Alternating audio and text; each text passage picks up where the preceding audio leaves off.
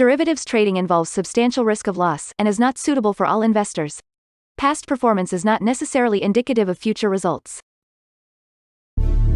So stressful when the world's on fire. Good God.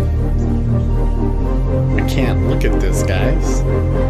Like, my strategy is you buy it and you hope that you got a good spot. Yeah, but we all think you're crazy. You don't fight this. No way. The markets are freaking out and you don't think that anything is wrong? Come back tomorrow and I'll lose it all. Should be fun. Good morning, everybody. Well, we've got another dumpster fire of a morning here with all sorts of crazy currency movements happening overnight. So let's I'll turn that music down a little bit. Get over to our charts. I got some rollovers here.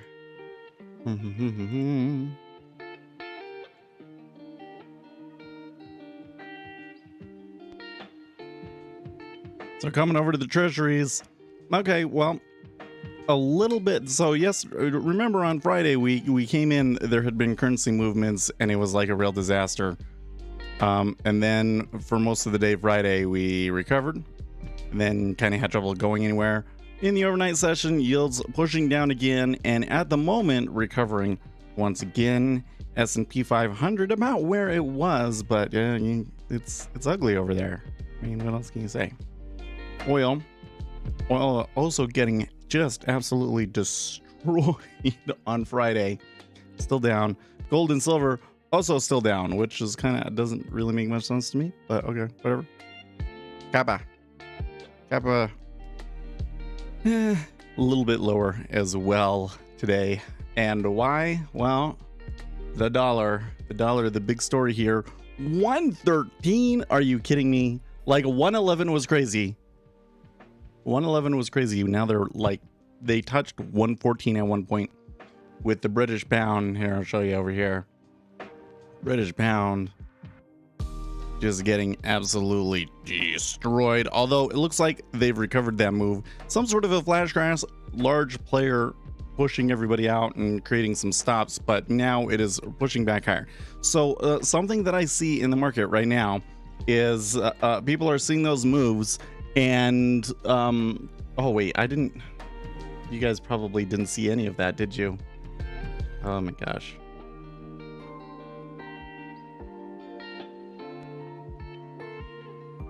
There you go. British pound crushed, right? Dollar. Come back over here, show these all real quick. ZN, ZF, ES, CL, natural gas, gold, silver, copper. Okay, so anyways, as I was saying, you got to remember that especially in the UK, there is a lot at stake politically. So this prime minister just got in. You're already seeing people on Reddit talking about there's going to be a vote of no confidence. They're going to get rid of her and bring what's his bucket back or something. You know, like I'm hearing crazy things like that. And remember that there are people like George Soros. They can move currencies. Okay, so I kind of suspect that there is some political meddling around in this. I'm not saying that that move was necessarily created for political reasons, but people are trying to use the moves as justification for things to happen in the politics. So it wouldn't be surprising to me to see moves where that are immediately retraced right within that day. But here for us in the treasuries kind of becomes difficult because again, we can't necessarily see the order flow very well when it's coming from currency flows. And not only that, but the flows that we're getting from the currencies don't necessarily make sense. For instance, while we had that move with the Japanese yen and that increased yields, but then when later that day they increased more, and maybe that was Japan selling some treasuries. I don't know. Maybe that was people expecting Japan to sell some treasuries. I don't know. Now here, when the dollar rises, the yields are all rising too. You have to wonder at what point does that kind of like fall apart. But so, in other words, we've got to be careful about rising yields. Places where yields could push higher. But for now, since basically the pit start, yields have been declining, and quite a significant run, as I might add. Very volatile. Like, the thing is, yeah, this is raising yields everywhere, but it also seems to me like all of this currency issues is almost certain to create a recession. I mean, like, there's going to be a recession in the UK and probably throughout Europe as well. So that's when you should expect to see yields to decline, right? But not necessarily what we've been getting. So what do you do about that? I don't know. And look, this move is okay. That downtick, that set of downticks there kind of looked significant. That makes it look like we're gonna go all the way back below 112 again. Like, gee whiz. Already getting crazy. Well, let's come over to Twitter, see what people on Twitter are saying. Joseph Wayne, global capital flight into the dollar is supportive of U.S. assets. Hard to see a collapse at the moment. Okay.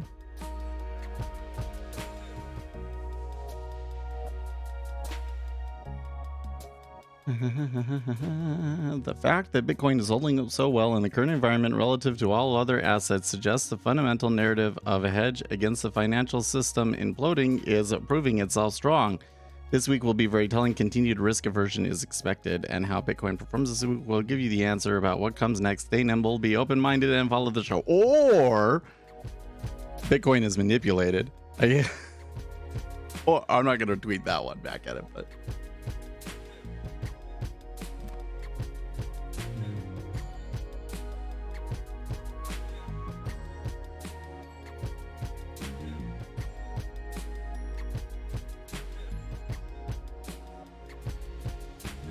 That was Brannigan Barrett saying that.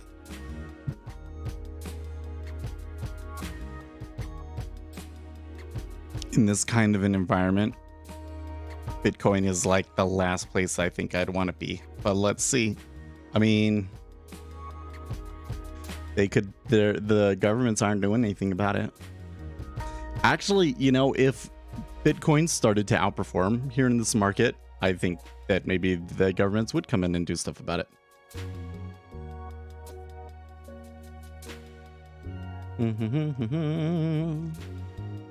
little bit of stuff about the Italian election.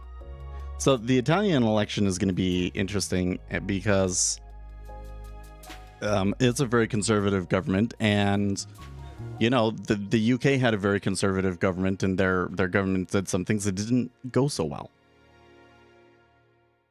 Oh, you got Jigsaw. That's cool. And you have to set it all up. Cool. Well, let me show you a few things. Maybe I should just record this. Maybe we should just record this.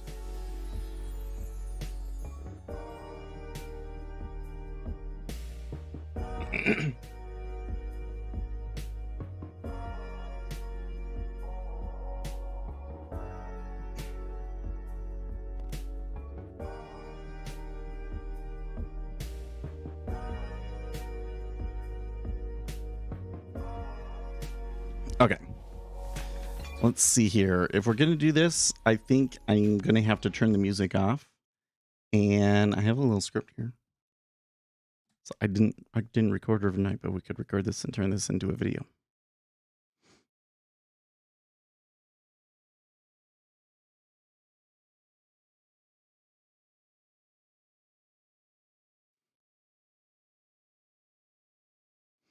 Okay, so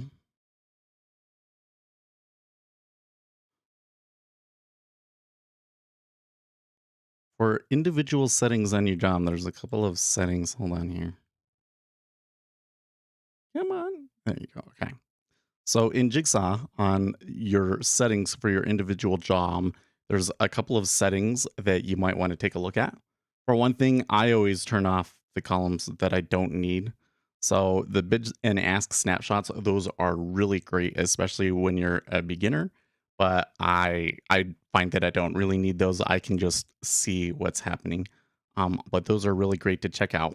But some of the settings that I would pay attention to, the most important one is this clear trades timer interval. Sorry, the most important setting is this clear trades timer interval. So the default is 2,500, which is 2.5 seconds. A lot of people like to change this up to 10 seconds. And that means that when price ticks away and then ticks back, how long does it take for it to reset those current trades? And if you have it set to a higher value, then you're more likely to see like longer term icebergs. Some people like that. I do like that over in the equities, but in the treasuries, I really like to pay attention to how many contracts it takes to tick up or down. And so for me, I kind of have to track, okay, it's done that like 10 times, and this is how much volume has probably gone through, right?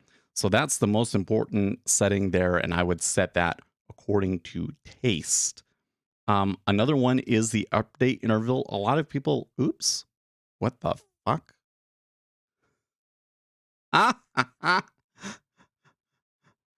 Oh my gosh. I tried to record that and Jigsaw crashed. I've never had Jigsaw just straight up crash like that.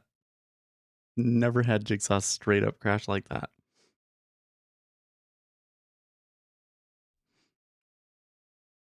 Okay, but there's all of the update intervals. I would recommend leaving those at default. A lot of people say, "Oh, I have plenty of CPU. I don't need that." But I have found that when things really get crazy, you can be glad that you just have it set to the default. Okay. Now the settings that are the most important though.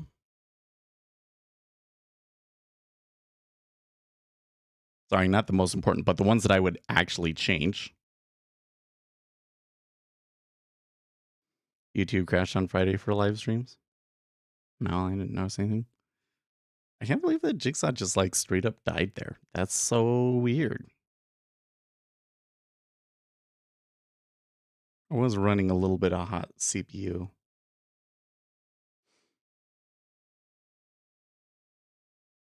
Probably am getting time to where I need to buy a new machine. Okay. So, back into the settings here.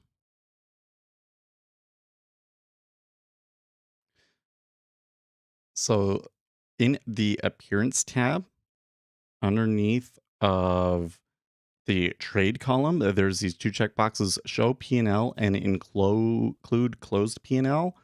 I love those two settings turned on. So show P&L makes it so that when you enter in a trade, it lists over here on the left how much you make or lose.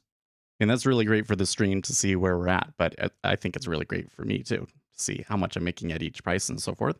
And then the include closed P&L means like if you're using multiple contracts and you take some profits on some of it, then the profits over here kind of change. And so now your break, where you would start losing money is like all the way down here because you already have profits included in it, right? So that's really, really useful if you're going to trade multiple contracts, okay? And the other thing is over here in the trading window, there is, so I have to use hide account name. But another one is reduce smart queue font. So the font for when you're in queue, having it smaller means you can make that column smaller. So much better.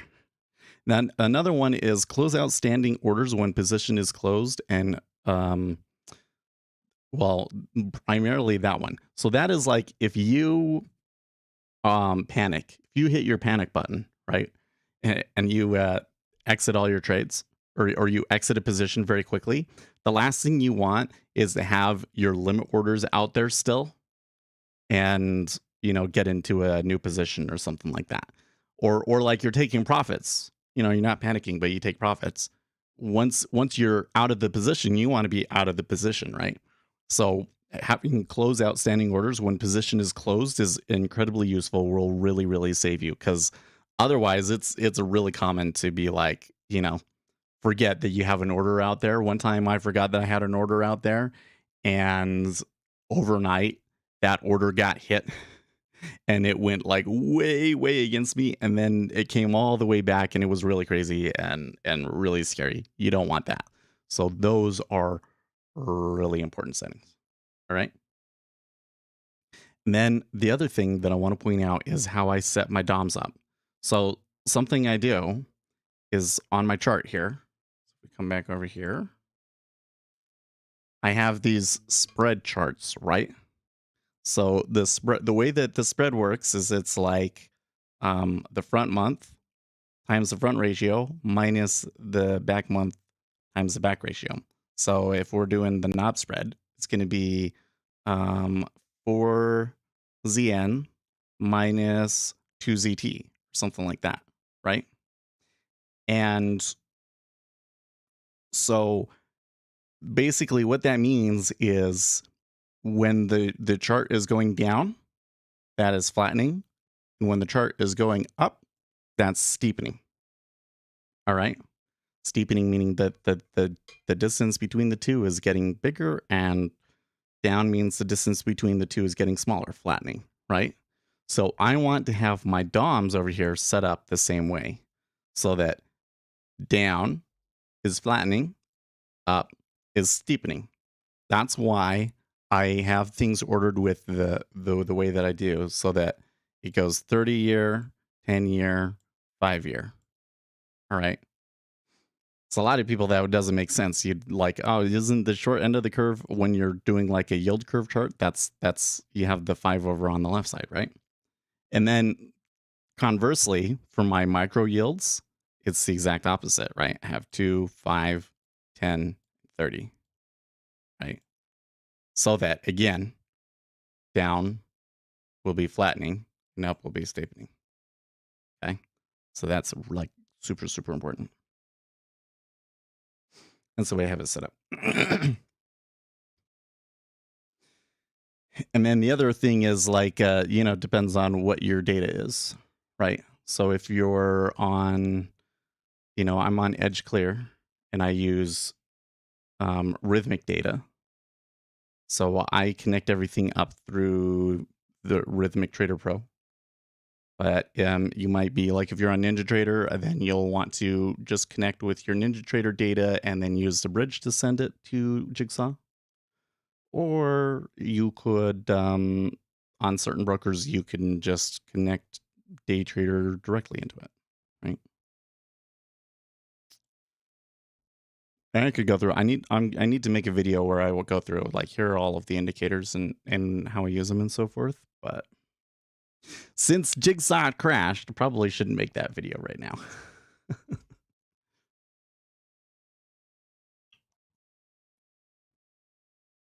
Anyways.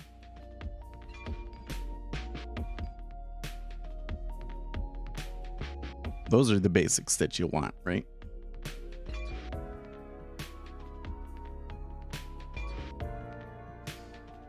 And I guess if you're a new Jigsaw user, another thing I'd point out is that there is an official Jigsaw Discord that is worth checking out.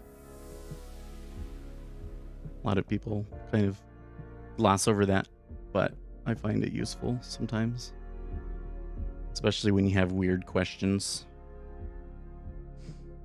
Okay, so we have some speakers today. I didn't check.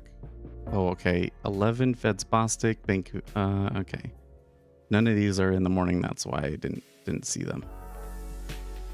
We do have 6-month, 3-month, and 2-year note auctions today, though. So that's an issue. We got some issuance coming out. Man, the spread on the 2 years is crazy.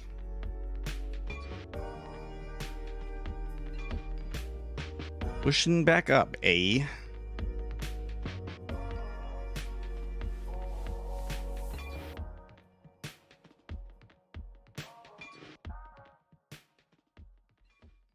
This flow that we're having right now is in my opinion some of the hardest flow to trade. Like something really big happened, and now like there's all chaos everywhere, and like the short-term flows can be really, really hard to predict in that environment. Because on Ninja Brokerage Monopoly of only trading on Ninja with Ninja Broker, yeah.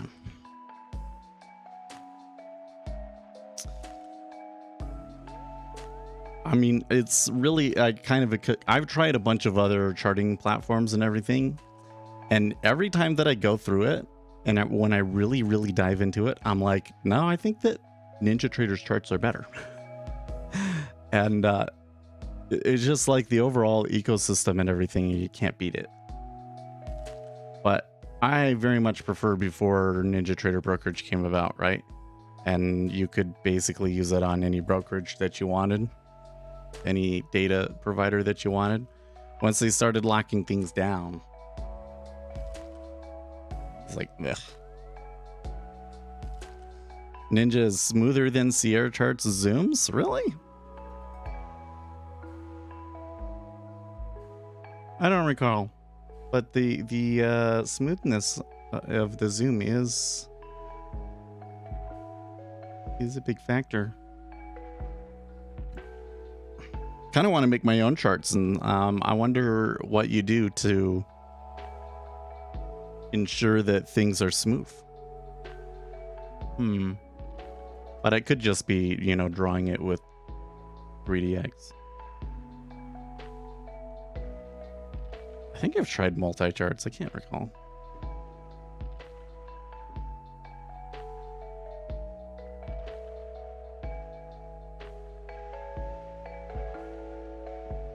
Maybe I haven't tried them. They have multi-charts and multicharts.net. You say it sucks big time.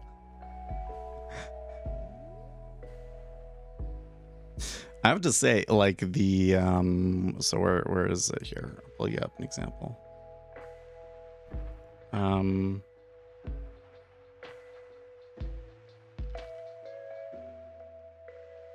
Let's do ZN. No. Let's do ES. ES and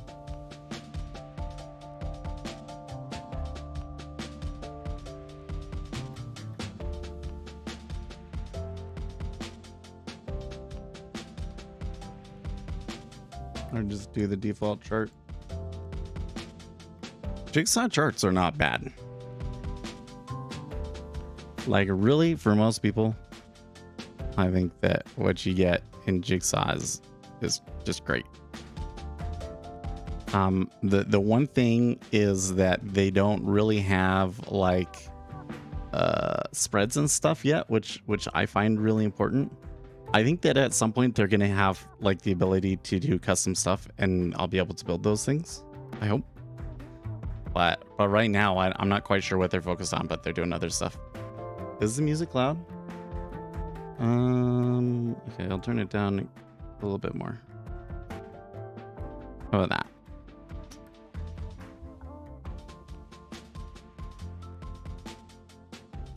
The thing for me, so I would really like to be able, this chart up here in the corner that I get, right?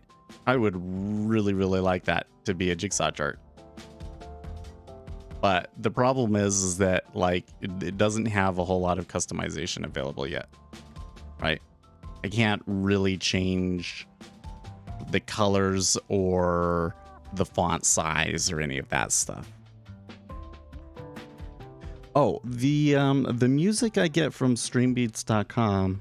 So there's this guy here, because you're from Utah. There's this guy that is from, well, he's not from Utah originally, but he lives in Utah. I think he's originally from Las Vegas, named Harris Heller, and he has a stream channel. He's actually, you would enjoy their channel because they've got, you know, he's married, they have a kid now, Anyways, really like the guy, and he basically became a millionaire by putting together a Spotify channel of royalty-free music that you can use in your streams. And he has a bunch of different stations. This is the lo-fi station, so that's what I'm using. You can just go to streambeats.com and they have them all listed. But you're right, some of these top ones in the Stream Beats, you get later down in Stream Beats and it's kind of like, what the heck? But there's some of these that are really, really good. I wanted to check out the footprint. So like, for instance, their footprint. Oh, I don't like tilt mode. They have this tilt mode thing. I can't stand that.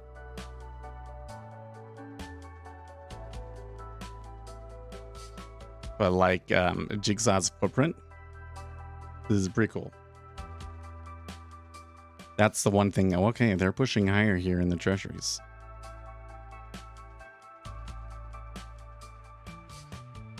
That was fast. That was only 10 minutes. It was only 10 minutes ago. I was like, oh, that looked like a significant move to the downside. Now they're pushing higher. It looks like it's being driven primarily by the 5-year, and I see some steepening coming through.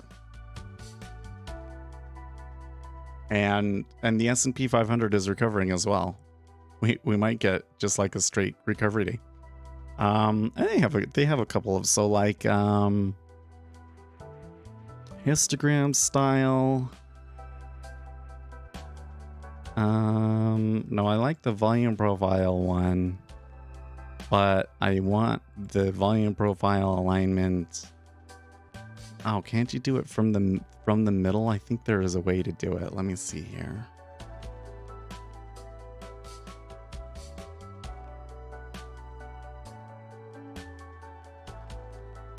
Style, volume profile, show numbers.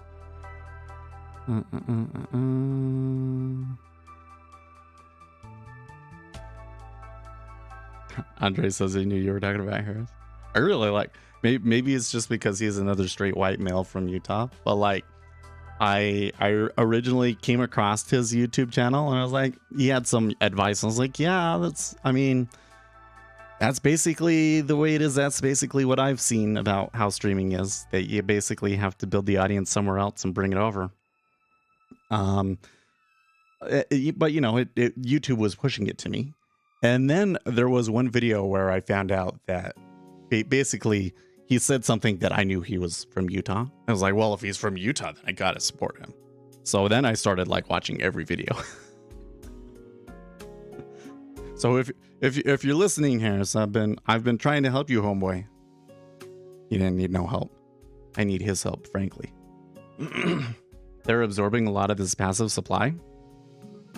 Well, so there was a little bit of a breakout up here where they pushed through a little bit of volume, but it's still kind of doing this thing where like it can just move and it doesn't really give you a whole lot of warning, and it doesn't really need to be a whole lot of volume for it to happen either, which I find really annoying.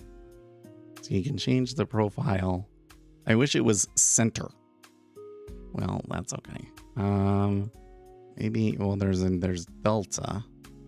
There you go. Delta is better. Then it ignores the volume profile thing. Yeah, do it that way.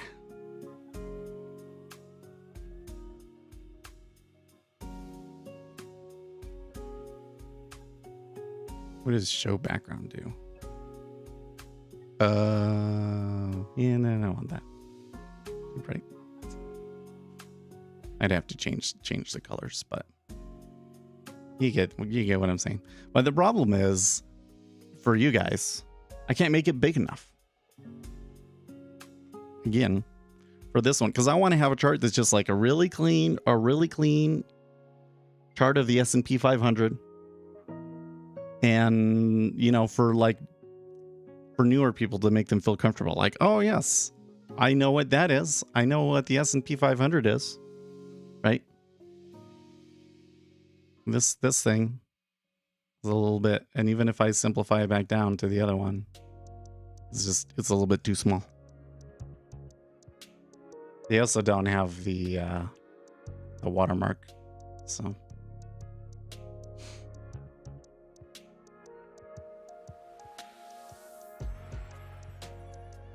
On that volume profile, do they show? Oh, actually, I think you can.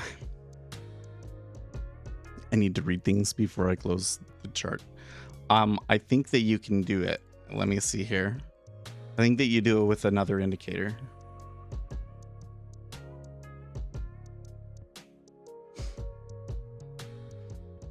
Because basically with the jigsaw charts, like they did like most of the basic stuff. And then they really focused in on the volume profile. So here's what their default one looks like, because they like to do like diagonal. Some people, they, you know, you really want to compare when you want comparing bid and ask, you want to see how much was, you know, compare that 09 to 09.5. So that's why they do it diagonally. Anyways, indicators. Yeah, I find it very difficult to read the angle thing. Yeah. Here we go. Footprint stats. So then you can add the footprint stats, and then it shows you all this stuff at the bottom. That's probably what you wanted, right?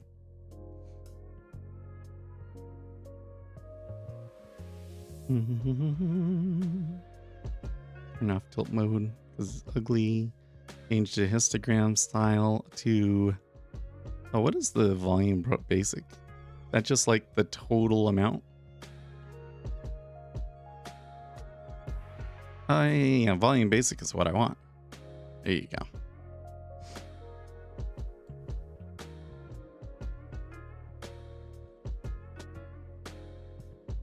And put it like that, and then I can kind of...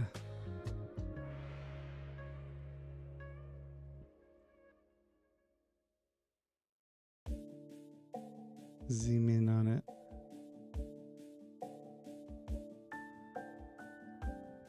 You get that? Well, I mean, well, Captain Price says there's no point in using jigsaws. I mean, I still think that if you have NinjaTrader, that you're better off using the NinjaTrader one. But the jigsaw ones look cool. There's a couple of features in it that are nice. And you can add, they have, so I'll add all of their special indicators because they have these. Now the swing charts are cool. The swing chart does something that people have always wanted on the NinjaTrader swing charts, and nobody ever bothered to do it because it's kind of a pain in the butt to do. But it'll show you how much volume traded on the swing. And we can add cumulative delta, reset undo session. Okie dokie. So you see it showing me 55K on that last upswing in ES, for instance.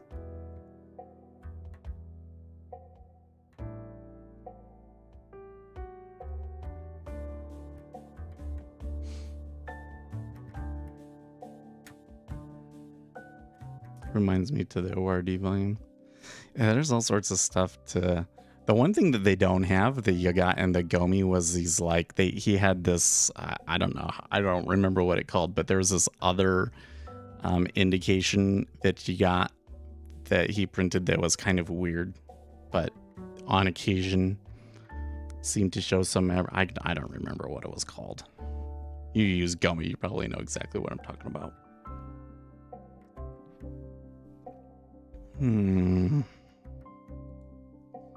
I'm gonna reset things again. There does appear to be somewhat of a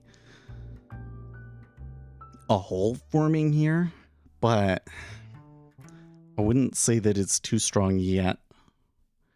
And the way that the order flow is going, I don't know if a hole will be too useful to us. Oh, do you have the Gomis? Yeah, I have this one. There's this one friend. I haven't heard from him in a while. Things kind of died down, but there was another creator that we had a spiff with, and he felt that he had been scammed by that creator, and so he would talk with me a lot about that. But I haven't heard from them in a long time. But he had freaking everything, dude. Like he had bought like literally, I don't know how he get it, but he had bought like literally every big indicator package out there for NinjaTrader that you can imagine. He was always asking me, what about this? What about this? And I was like, well, you could backtest it, but it was never really very interesting to me. You know what I mean?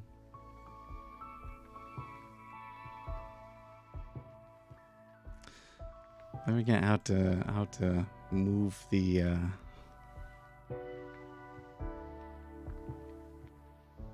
axis here.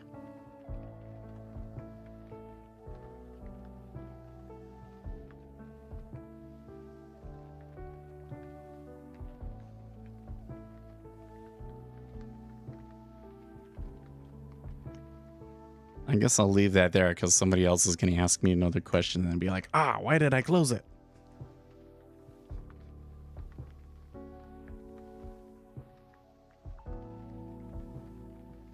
I'm telling you though, once if they gave me the option to change the font size and do my spread charts on them, my spread charts and my dollar index, then I would use the jigsaw charts.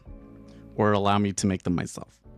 Would love to make them myself and you know, make my same indicator package for that. I think would be the best situation. This track is super chill. Oh, you know what? I should enable shuffle so that it'll like go to all the different albums.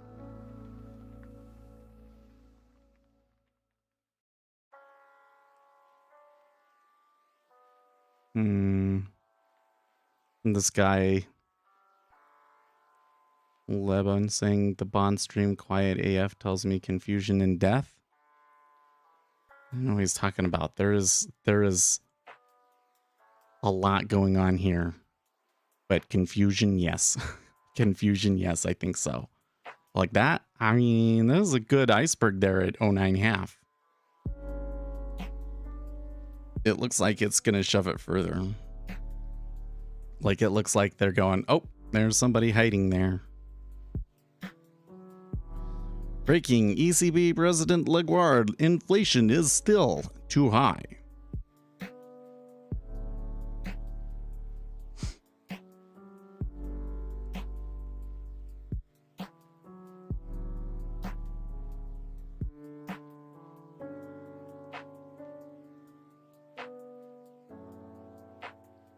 Is it like no cap for real? Yeah.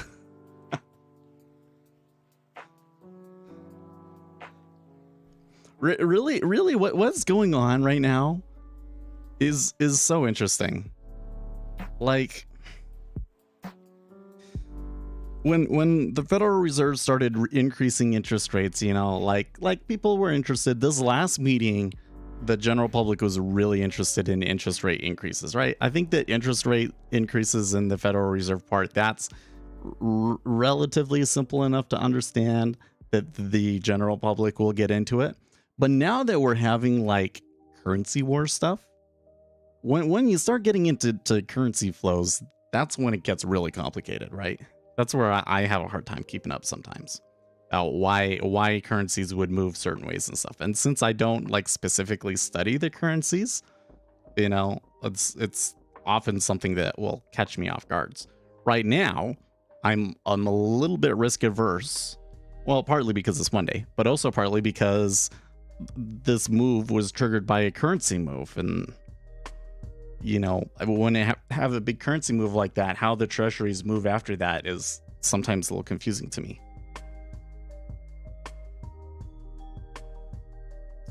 He said that's your favorite Forex candlestick chart degenerate.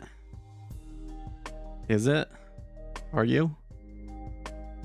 I don't know, man. There's like, I think the whole thing with currency flows, like trading Forex, like the whole thing is that you can't really know what's going to happen. Like basically a broker who wants to make money on Forex has to do things differently because that market is different, right? Like normally I can see the order flow that's out there, and I can do like market making in a certain fashion and stuff. These currency flows, it's not the same thing because there's not a central limit order book somewhere, right? So, you know, even the professionals are kind of like, well, don't know if I would trade forex. like these things that I tell you is like, I wouldn't recommend trading forex. I didn't come up with that stuff on my own. That was like when I talked to the traders at Goldman, those were things that they told me. They're like, yeah, I wouldn't trade in forex. It's pretty much impossible to gain an edge. The only reason that we're able to do it is because we have to be able to transact in the market and yada yada. It's like,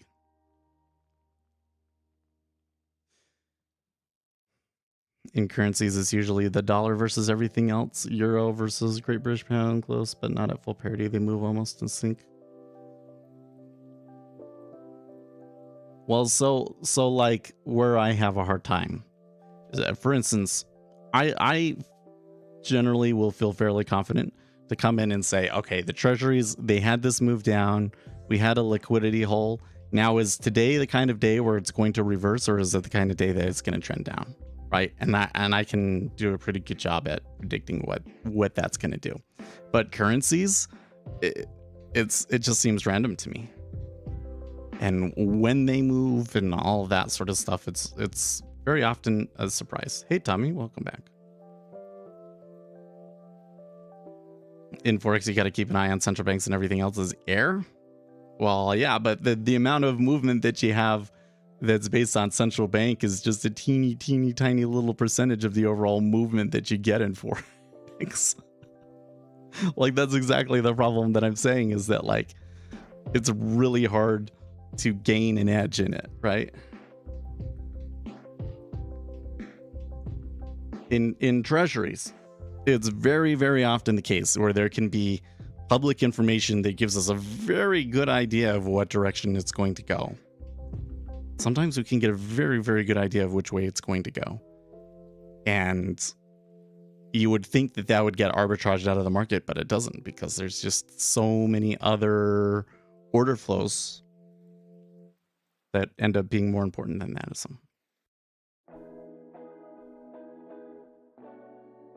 I got a suggestion for your streams over the weekend. I started using your streams to find points of interest in the day's action and taking notes at swing highs and swing lows on the DOMs.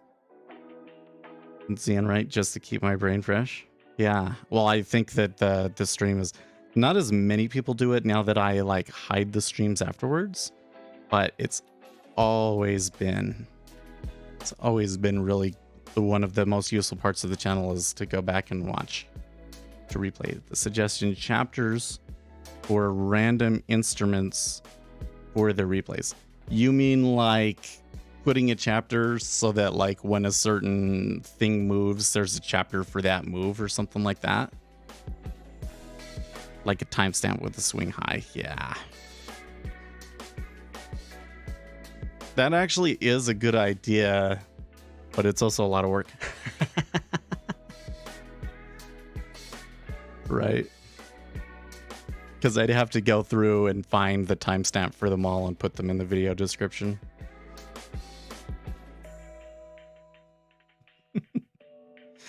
It's always the thing, man, is that there's so many things that I think I could do regularly to help the channel, but it's like, I don't have the time. If I was doing it full time or I had employees, then these are things that we would do, right? Chapters on them for sure. Videos every day, sure. Highlight videos. I would really like to have more often, like strips for YouTube Shorts and TikTok of like really big moves or like things that are cool, because those do get a lot more engagement, I've discovered. It takes 30 seconds is too long.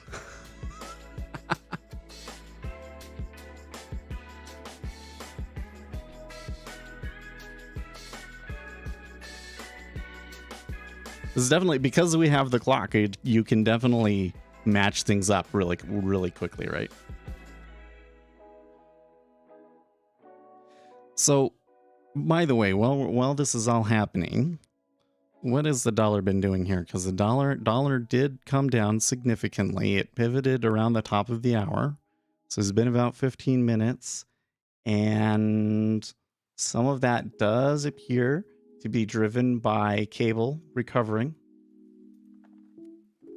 And the 6J also, well, they're a little bit disjointed. It's almost like the 10-year is lagging the 6J, which is a little weird. Yeah. Okay, so the dollar is moving, but they're not 100% in sync.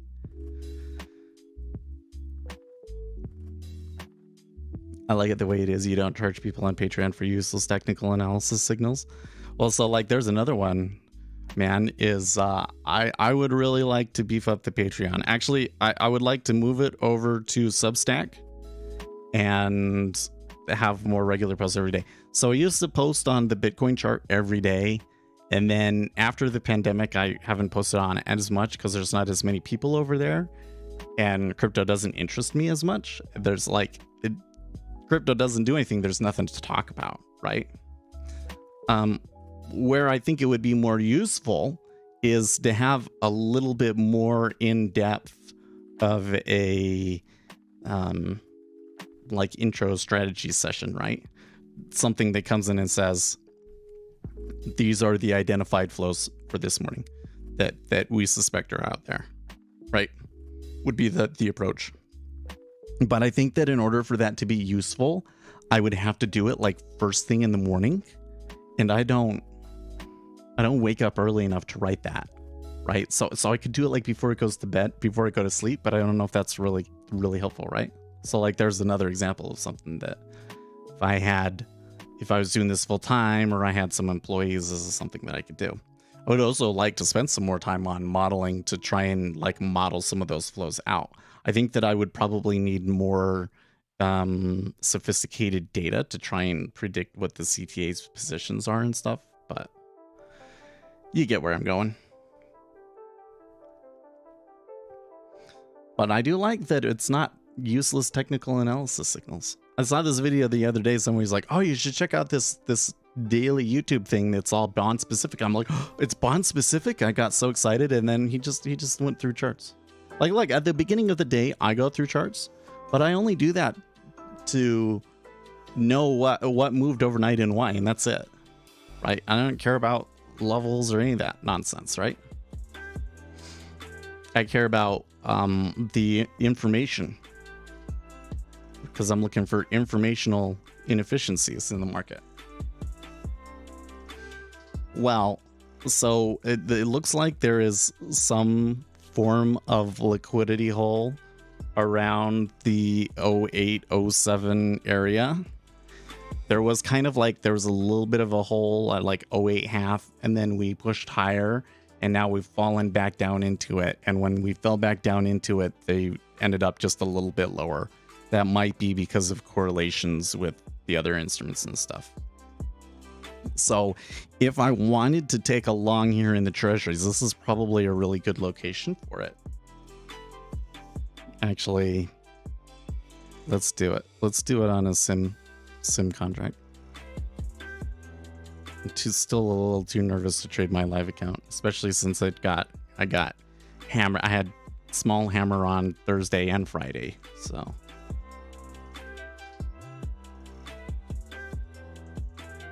Mikkel asks, what are you trading?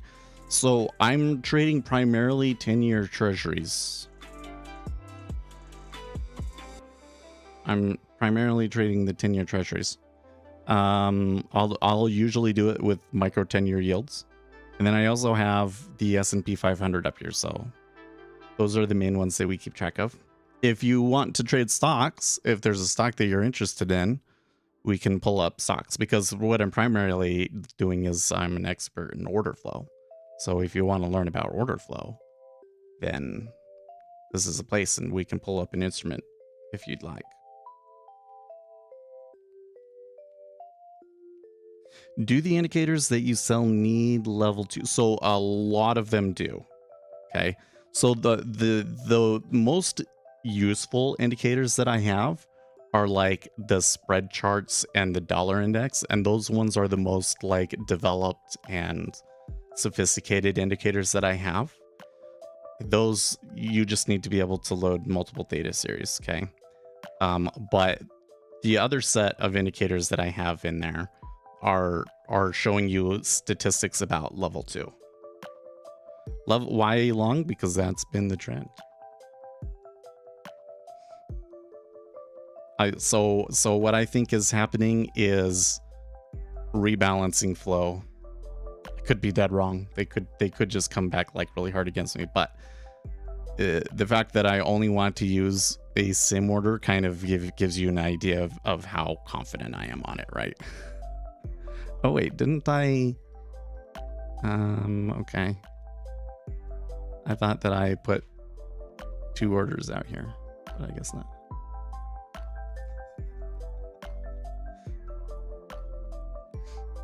So like here's a question in my mind, and in terms of going long, is at what point does all of this stuff turn into this is going to create a recession and interest rates have to come back down, right? Do you think they're going to come back and get the big order at 06? That could be. It is a pretty big liquidity down there. I took it at what it was at 07. Kind of regret that a little bit now, but it's okay. Do you got UK stuff? So I can show you NASDAQ level 2. I can show you NASDAQ. So anything that's on NASDAQ.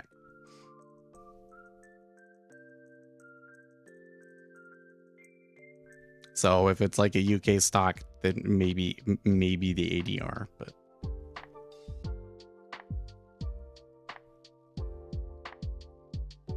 Some of the fundies saying recession expected for spring. Yeah, well, yeah, isn't everybody expecting a recession in the spring now?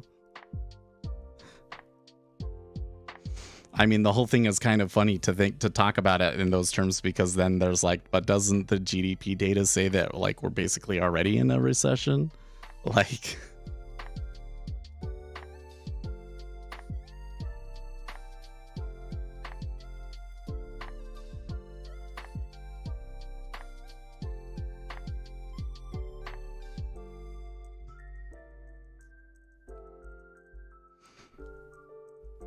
Anyways, I don't think I finished my thoughts on my indicators, but yes, some of my indicators do need level 2 data.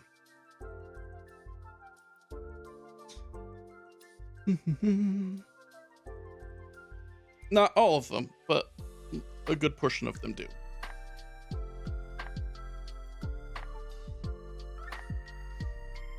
He says, I see people buying things like it's out of style. Very confusing. Yeah, I don't know, man. It's kind of just moving. Oh, consumer goods. Yeah.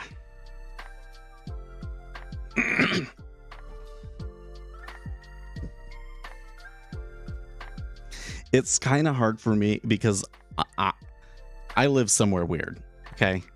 I live in an area in Utah that has a very, very high percentage of Mormon people, and is a very high percentage of upper middle class people as well. So my perception of what's going on in society ends up being very, very different. You know, when I go on Reddit, everybody complains about how hard it is to get into a house, right? But everybody that I know owns a house. So, you know, I'm in a bubble and I know it, right? So what I see is that, yeah, inflation really, really sucks, but that it's not really causing changes in behavior yet. I thought you lived in South Park. when things locked down, didn't really lock down here in Utah. It didn't really lock down here in Utah. It was only locked down like that one March, and then ever since then, it's just been like you have to wear masks. We didn't go out because we didn't want to wear the masks, but it wasn't locked down. I don't like how lockdown isn't added to the list of reasons. Well, because I think it's okay. Like you're making a good point, but I think that you got to present it as a different way because we don't really have lockdowns anymore, right? I don't like how the current mess that we're in is being blamed entirely on Russia, and that nobody is acknowledging the impacts that the American Rescue Act that Biden put in when he first came into office, that's been a really big factor in the economy, probably the biggest factor in the economy. And some of this is just what we should expect after such a dramatic set of happenings in regards to the pandemic, right? So like pandemic happens. Some people seem to have it in their minds that because the government came in and like, you know, provided assistance and everything, that it was like, well, we had a pandemic, but there's not going to be any long-term economic impacts from it. Come on. Like the economy of Europe was changed drastically by the plague, right? And in the short run, it's a very, very bad. Well, all of those people die, it has a really, really negative impact on the economy in the short run. In the long run, there are some benefits because there are less people. And so the capital gets split among less people, and so that's better for you. But since not that many people died in the pandemic, right? But you just can't expect to take out so much debt, right? And then not have effects on the economy after that. And then especially with the amount of stimulus that they put in. So you should probably expect to see, you know, something like this, right? Before things stabilize. And it could be years before things stabilize. I keep seeing people think, oh yeah, no, like they'll have to turn the money spigot on in December, and within a year we'll be back at all-time highs. Nah, I don't think so. I think it's going to take a long time. I think it's going to be a hard fight, and I also am worried that we could have some issues where the indexes in particular have particular trouble, because the indexes have they've created this situation where these tech companies end up composing the largest section of the index. And so if the tech companies are going to get hammered, and like really, like it's going to continue to be bad for tech companies, I think. Right? Then how does the index move up, right? And people don't realize that the reason that the index always gives a positive return is because it's constantly being rebalanced. So I'm concerned that at some point index investing looks way less attractive than it has been in the past. Right? What do you think will happen with Europe getting shut out of Russia's oil as we move into the winter? Well, it's going to be ugly, right? I still come in here almost every day and ask myself, like, how is this not, like, how are oil and gas prices not shooting through the roof? And how, you know, because it looks dire for Europe in the winter, right? What is it? The market that I'm seeing says that it's not guaranteed to be a disaster in the winter for Europe. How is that? How is that? There's got to be something I'm missing, you know? So yeah, I think it's going to be a disaster, but you can tell I don't 100% trust myself on that one, because it seems like that's not how the market is reacting. I wonder which company is the dominant player in bonds. BlackRock. It used to be PIMCO, but they screwed up and now it's BlackRock. I think Europe will get through the winter. It would be tough, but not destructive. Yeah, it's confusing. Well, the whole issue is when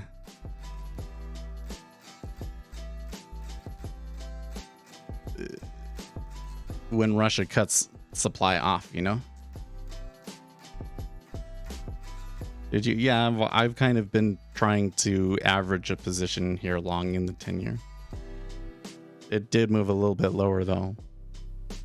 So far I'd have to say I'm not necessarily seeing really strong contrarian indicators to me to scare me out of the long yet, but it's not looking very good yet. I've been able to take enough from averaging in that it's okay.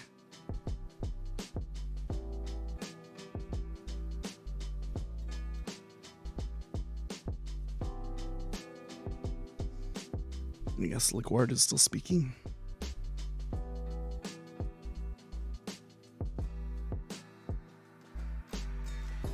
The other thing is I'm often unsure on like what the state is with gas and oil. Like I was under the impression that the West is basically completely, you know, they're completely getting themselves off of the gas now. But I still hear people say, okay, but when Putin turns the flow off,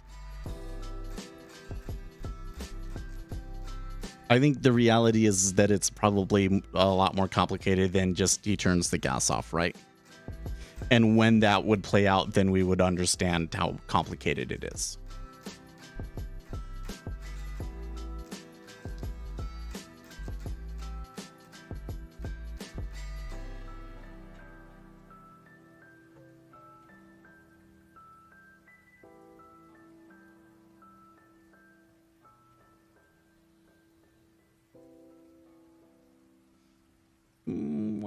I'm hoping for another little uptick there, but it's not giving it to me yet.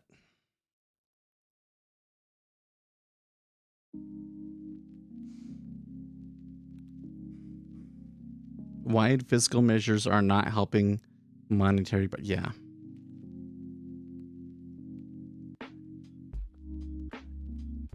So like I was saying earlier, we're in a really interesting period in economic history now. Now that we're having these currency flows, I don't necessarily understand them very well, but we're going to be in a period that is, especially if you're a currency trader, you'll be studying, if not now, in the future, or the future generations will be studying, you know? I look at, so I think the reason why I was kind of thinking along that, I kind of got into it earlier, but I got distracted. This whole thing that's going on in the UK. So when Donald Trump was president, you know, they did all this stuff like let's lower taxes and everything. The market really loved it, right? Now, the UK, they're basically saying, oh, we're going to lower taxes. Now, don't get me wrong. I don't like their plan. Okay. I don't like their plan. But the market being so very utterly pessimistic about it, like just everything that I can read in US in from where I live in the US, I'm probably not seeing like the conservative side of the argument in the UK, but everything that I see is just overwhelmingly negative about it.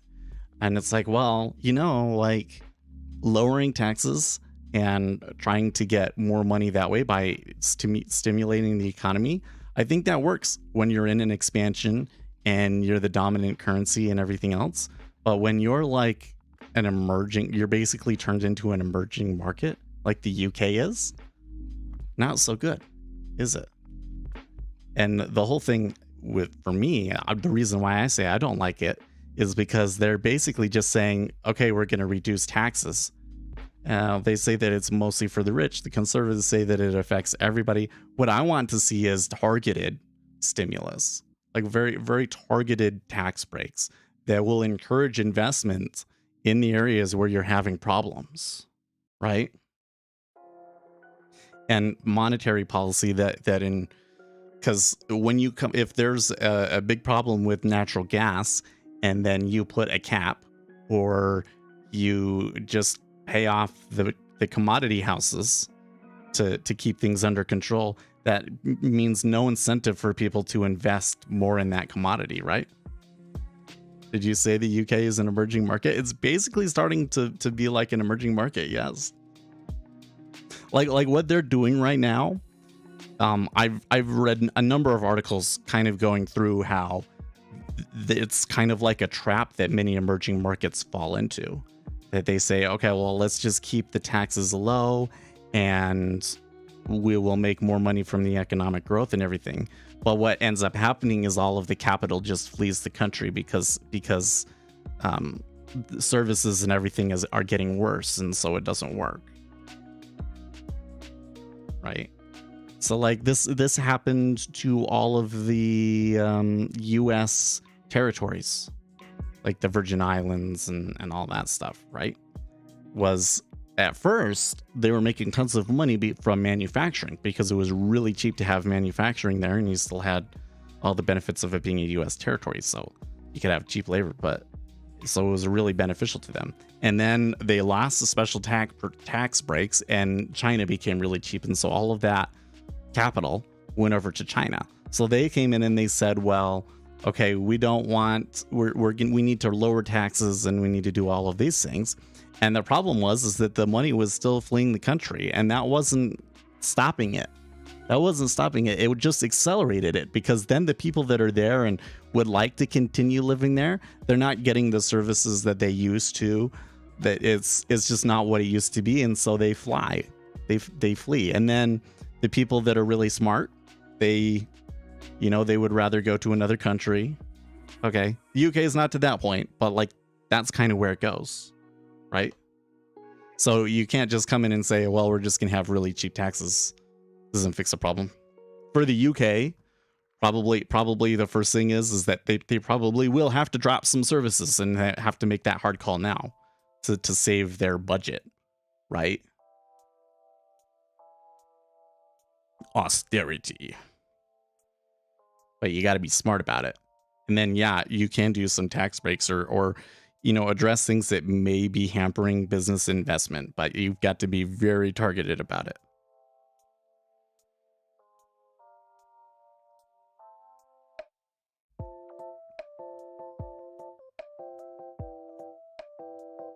I think people will see that Europe will take the same stance as the UK. It's just didn't wait. No, I don't think so. So the UK is in the same, the EU is in the same kind of circumstance as the UK. Yes, it is. But the European Union will almost certainly take the liberal stance of it. They might increase taxes, frankly. They will increase taxes, and they will print and try and more monetary stimulus, negative interest rates, right? Yeah.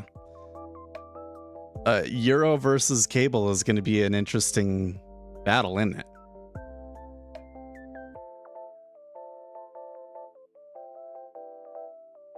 Lowering taxes was the next step to Brexit naturally anyways, therefore competing with the EU. Well, that's true. And this is back to what I was saying at the beginning of the stream, which is that let's just keep in mind with these moves that we're seeing in cable that there's politics involved in here. And you've had situations where, one guy can come in and like try and destroy the currency and so forth like that.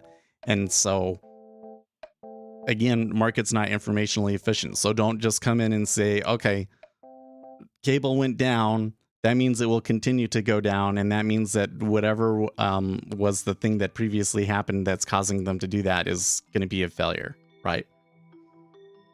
Maybe the UK's plan works out.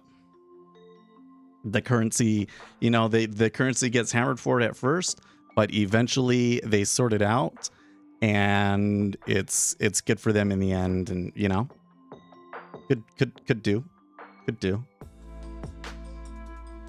So people's tendency is going to be to put too much emphasis on the thing that happened most recently, right? Recency bias.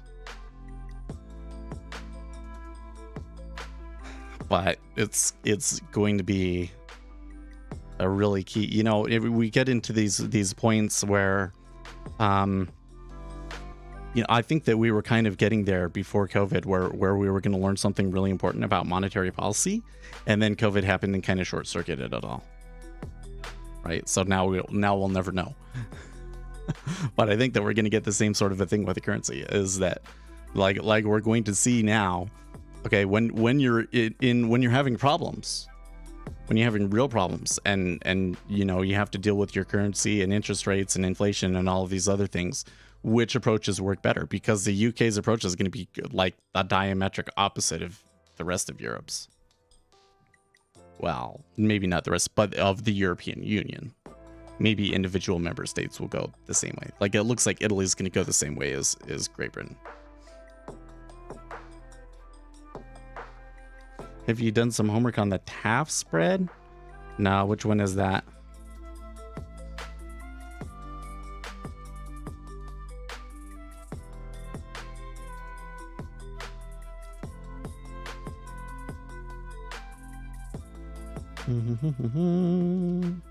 Two-year note versus 5-year note. What about it? I don't have that one up.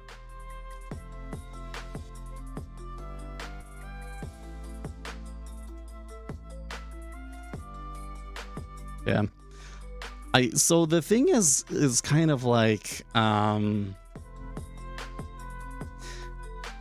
so which spreads are going to be the most useful for you to watch, right? Well, I think that if you are going to trade micro 10 years, right, then really you should be more interested in parts of the spread that are touching the 10.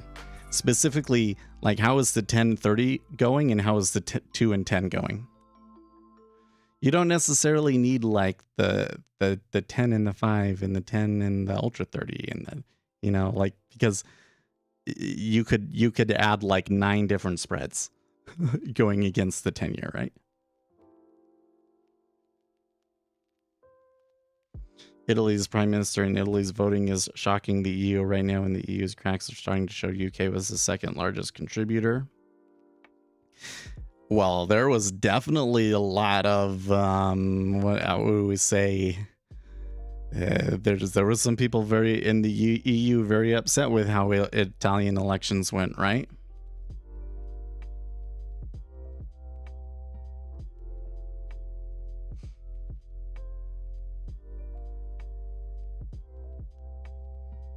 Read we've seen the highest level of puts of all time now in the indices. Yes, on Friday.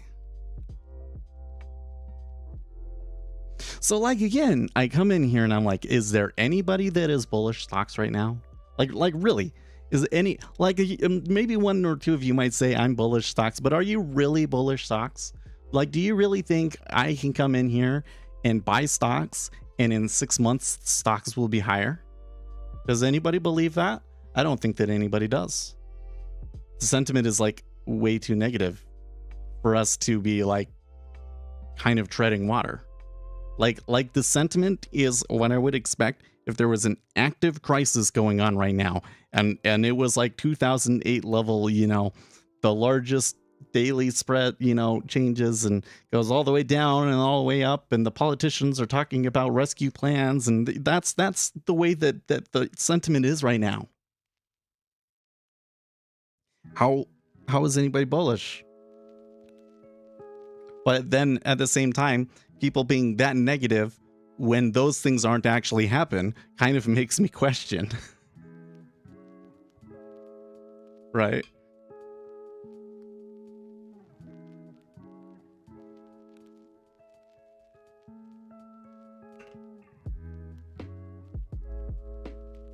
I think it was like put buying in particular was like the highest that it had ever been on Friday.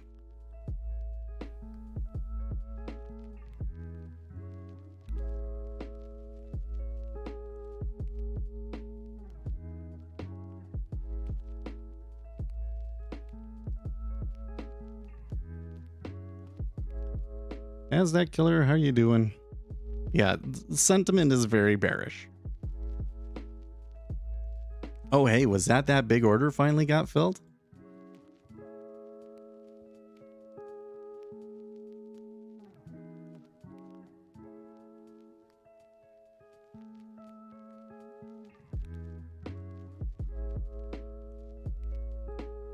Well, if we were going to see another move to the upside, it's been about 45 minutes since the first upside move subsided. Watch this candle turn green. Well, the equity indexes aren't doing too shabby this morning. They weren't as impacted by the insanity in the currency market.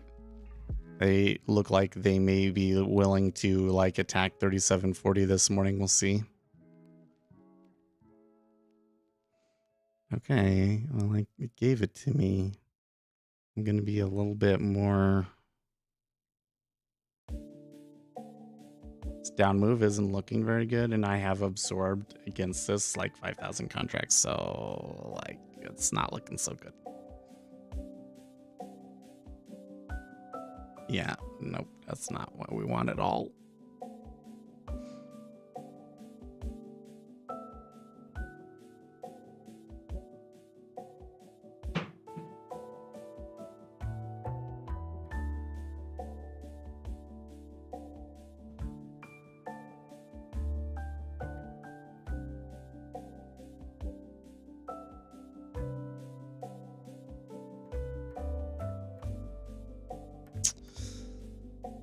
Looks close.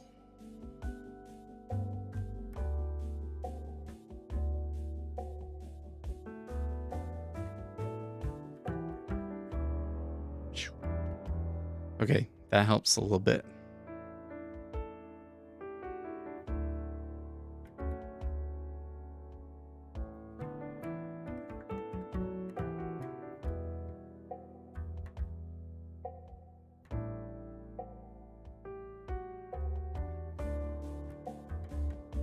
Iceberging at 07. I am seeing some long deltas come in though.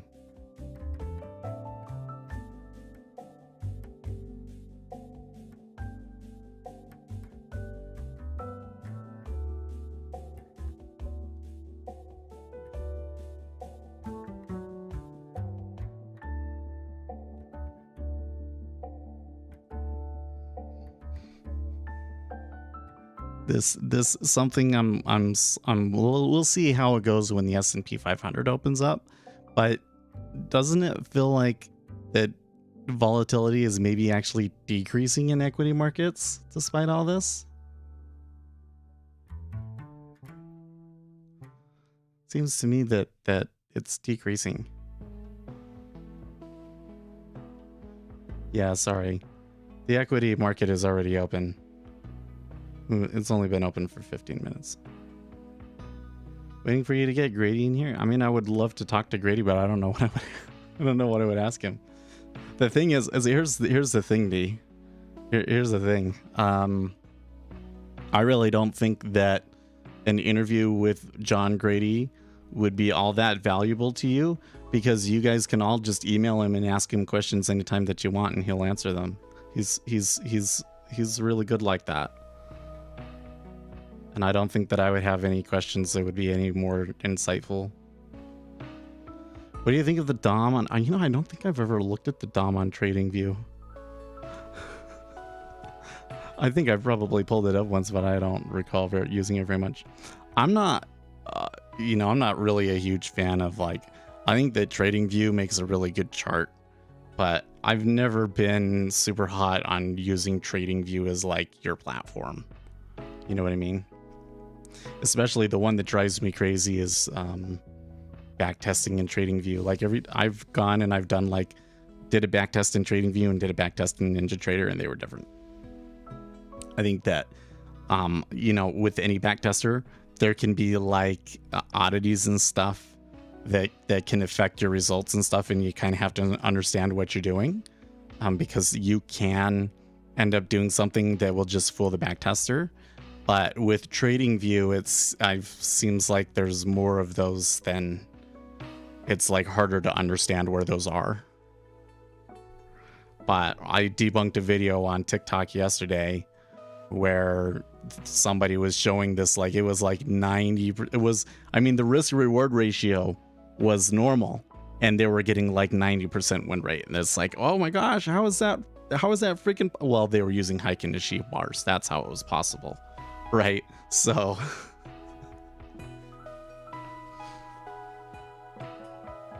Oop.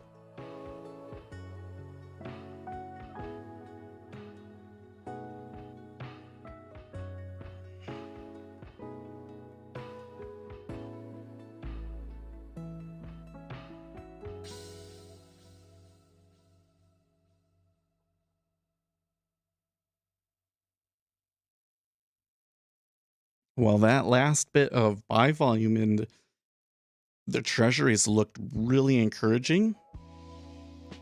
So far, it retraced the down movement that we had, both in volume and price. Haven't broken out of the range yet. This would be decent timing for it to happen. S&P 500 is still kind of battling it out. I should probably zoom in on the S&P so that you can get a clear idea of what it's doing over there. There we go. Oh, if I can get that fill at 09.5, come on. Yeah, 90. No, they might not give it to me here. This tick, at least. So there is a little bit of iceberging at an 09 that maybe helps.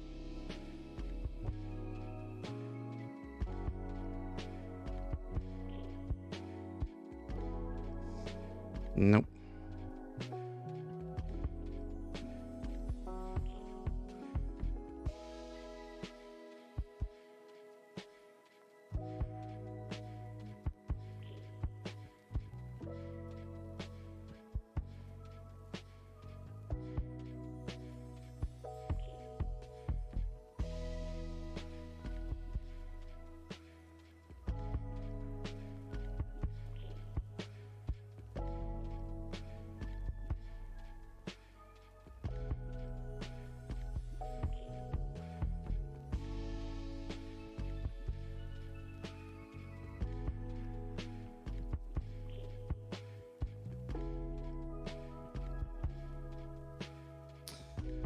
Discord is getting so much they recently added some like auto mod tools and stuff, and the spam is getting so much better. You've been getting ripped apart ever since FOMC day? I have too. Well, like what's happening is you're getting a much more volatile market with much less predictable order flow, I think. Every time I think I know what it's gonna do, it doesn't happen, right? You can see here, pretty good upturn, but they didn't fill me at 09.5. It's like it's starting to fight me. Like it's starting to do those sorts of things where it's like, well, I don't want to be like a conspiracy theorist, but if it was, if they were specifically trading against me, what would be different? What would be different? You know?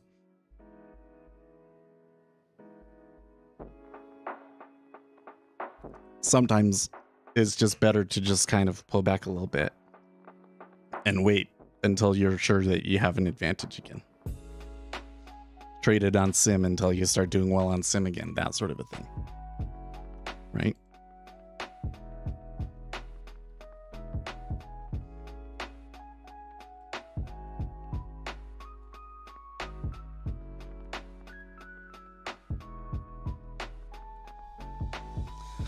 Stop hunting is real. Well, it's not. So the theory that the market makers always go for the stops and that's where price tends to go and everything, that's not true. The reality is that the way that the market moves is gonna hit your stops anyways, unless you really know which way it's gonna go. Does that make sense? So stop hunting is real, but it's not a conspiracy theory. It's just basically the gist of it is that if you don't have a real edge, the market will probably screw you over in the long run. Ugh. I'm not a fan, David. I don't want to go like huge into it, but I'm not a fan. Here's what I'd say. If you're gonna, I really hate it when I get asked about like other channels or influencers, especially ones that I don't like, because one, I'm not looking to start like, flame wars with people or anything like that. And like, I'm not familiar with all of their content, you know what I mean? But what I would always say is, if somebody makes a claim, what kind of empirical evidence do they have to back it up, right?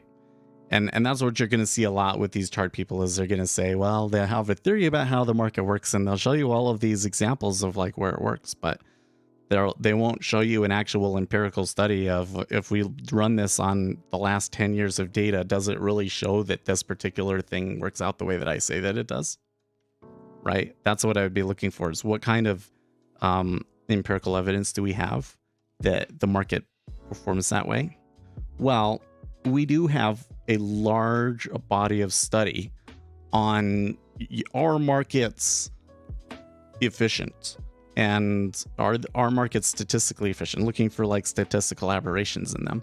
And what they find is that if there is a statistical aberration in it, that because trading something moves the market, that the market is able to arbitrage those inefficiencies out very, very quickly. And in particular, we can measure the impact of like, meta orders and even like individual orders. Even individual orders have a small measurable impact over a large enough data set.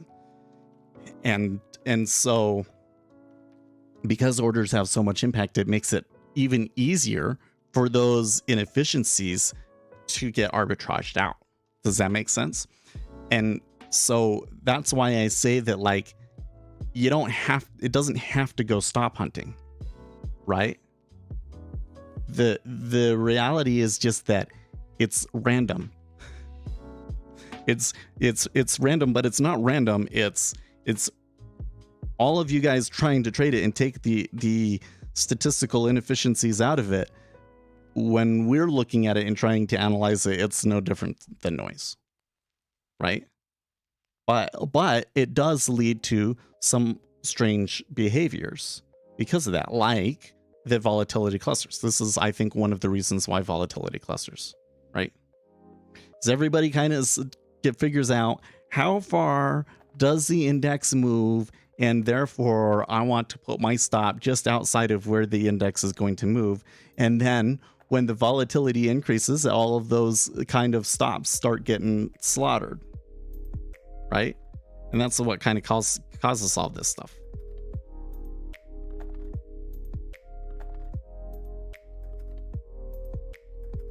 He made a 2-hour rant vid about me. ICT did?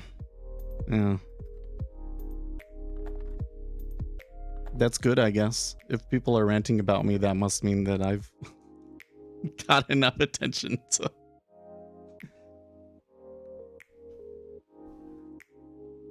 Where can they fill a bunch without getting noticed? Well, so I was thinking about that the other day, D, because like, here's the thing. If, so for instance, a previous pivot, I've noticed in my own studies that there seems to be a lot of randomness around those. Like the amount of randomness seems to be higher than usual. And if I was a large block trader and I had a lot of contracts to get filled, and maybe the market was light, and so I had the ability to kind of coax the market to a certain location. Where should I coax it to? Seems to me like one of those spots might be one of the better places to go, just because all of these retail traders would start trading it and it would start bouncing around in that spot. I can't prove that would work, and I don't think that you would be able to make money from doing that, but yeah. Basic liquidity, market orders, and limit orders, market microstructure. This is why stop hunts. Well, but that's kind of the thing, David, is that what people will tell you, what a lot of technical chart analysts will tell you, is that we need to look for the most obvious stop hunt, and that's where it's going to go first, right? Yeah, that's not intentionally hunting stops, no. But even with market microstructure, what I'm saying is that you, to my knowledge, so let me back up. Sorry, the news squawk is talking in my ears. Here's one of the things is that there's not a whole lot of study been done on the impact of stop orders, particularly. Okay, you could use a study like that using market by order MBO or MBO data, right? I haven't seen a scholarly study on that yet. My nose is itchy today. I haven't seen an empirical study on that yet, but I'm going to guess. If I were to guess, how does the volume come out? You would probably find that stop volume is just as random as regular market volume is, and that you cannot predict certain locations where there's going to be more stops, other than that it's moved a certain amount outside of the most recent range, right? So you get stops on both sides of it. So can you use any of that information to determine which way it's going to go next? No. You could potentially use that information to go, okay, I know that there's going to be a move up here. So where is the point at which, if I do get that move, that the market orders will start coming in more aggressively? Yeah, you can do that just by knowing what the current volatility is, right? When you start to exceed the current volatility, then you'll start to see that. Right? So yeah. Well, what I'm getting at is that it just comes down to, like, what can we prove empirically? And there's a lot of people out there saying a lot of things about how to trade that aren't really backed up by empirical data, right? And you notice I'm very careful about, here's the empirical data. You do with that what you will, right? I don't give you this strategy, right? I just tell you, here's the empirical data.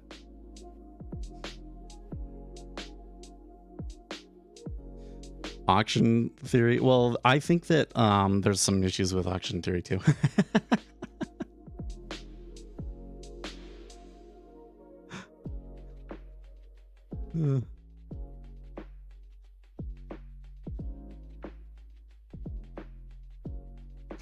The whole thing was that they had come, so like there was one person that came in, and so the reason why I don't really watch his content, I really don't. There was somebody else that was harassing my channel, and they got bored of me, and they had a huge spat with ICT. And I I just I don't care. I don't care what he's doing or saying. To see if anyone else believes there's a price delivery algo that controls price. No. But what they do is that the algos, based on what their inventory is, will make it easier for it to tick in the direction that they want it to go, right? They'll put less limit orders in that direction. You don't think he's ranted about me? Probably not. Well, he is like, okay, so like, and anybody that gets sufficiently popular, it's not even that he's, so the thing that's unique about ICT, now you're forcing me to talk about him. Gosh, guys, why are you doing this to me? The thing that's unique about ICT is that he is very aggressive with his marketing on social media. So when you go on Reddit and the forums, you'll find a lot about him. A lot of negative, they're not very positive on him because everybody's tired of being spammed. But again, I'm just saying, can you back, if he says something and he can back it with empirical evidence, and then let's look at that. Because if there's empirical evidence that proves a certain market tendency or something, then that's great. I don't think that that's what he's doing. He has some open cases at this. Does he really? There's a number of more than just two. Okay. People that I've like submitted things to the SEC, CFTC, etc. Nothing ever happens.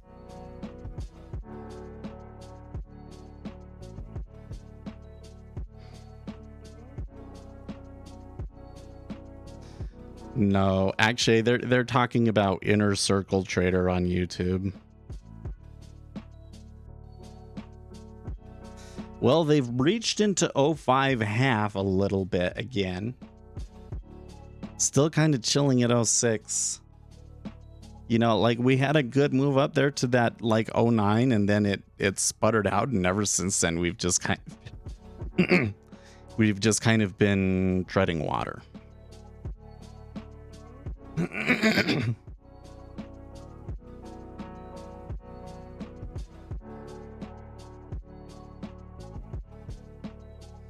I wouldn't be surprised that he make a video about me, but like that's the thing you gotta understand. Like that's how a lot of those people work, right? Is they'll come in and they'll try and start as much shit with other channels as they can, and then in the hopes that all of the followers of that other channel will start watching it and boost the video and the algorithm is what they're trying to do. So that's why I don't really like talking about them, right? Because the best thing to do is to just ignore that. And that's also why I've kind of moved into, instead of like debunking specific strategies that I've seen elsewhere and stuff, yeah, the trade is not going very well, is it? NASDAQ killer.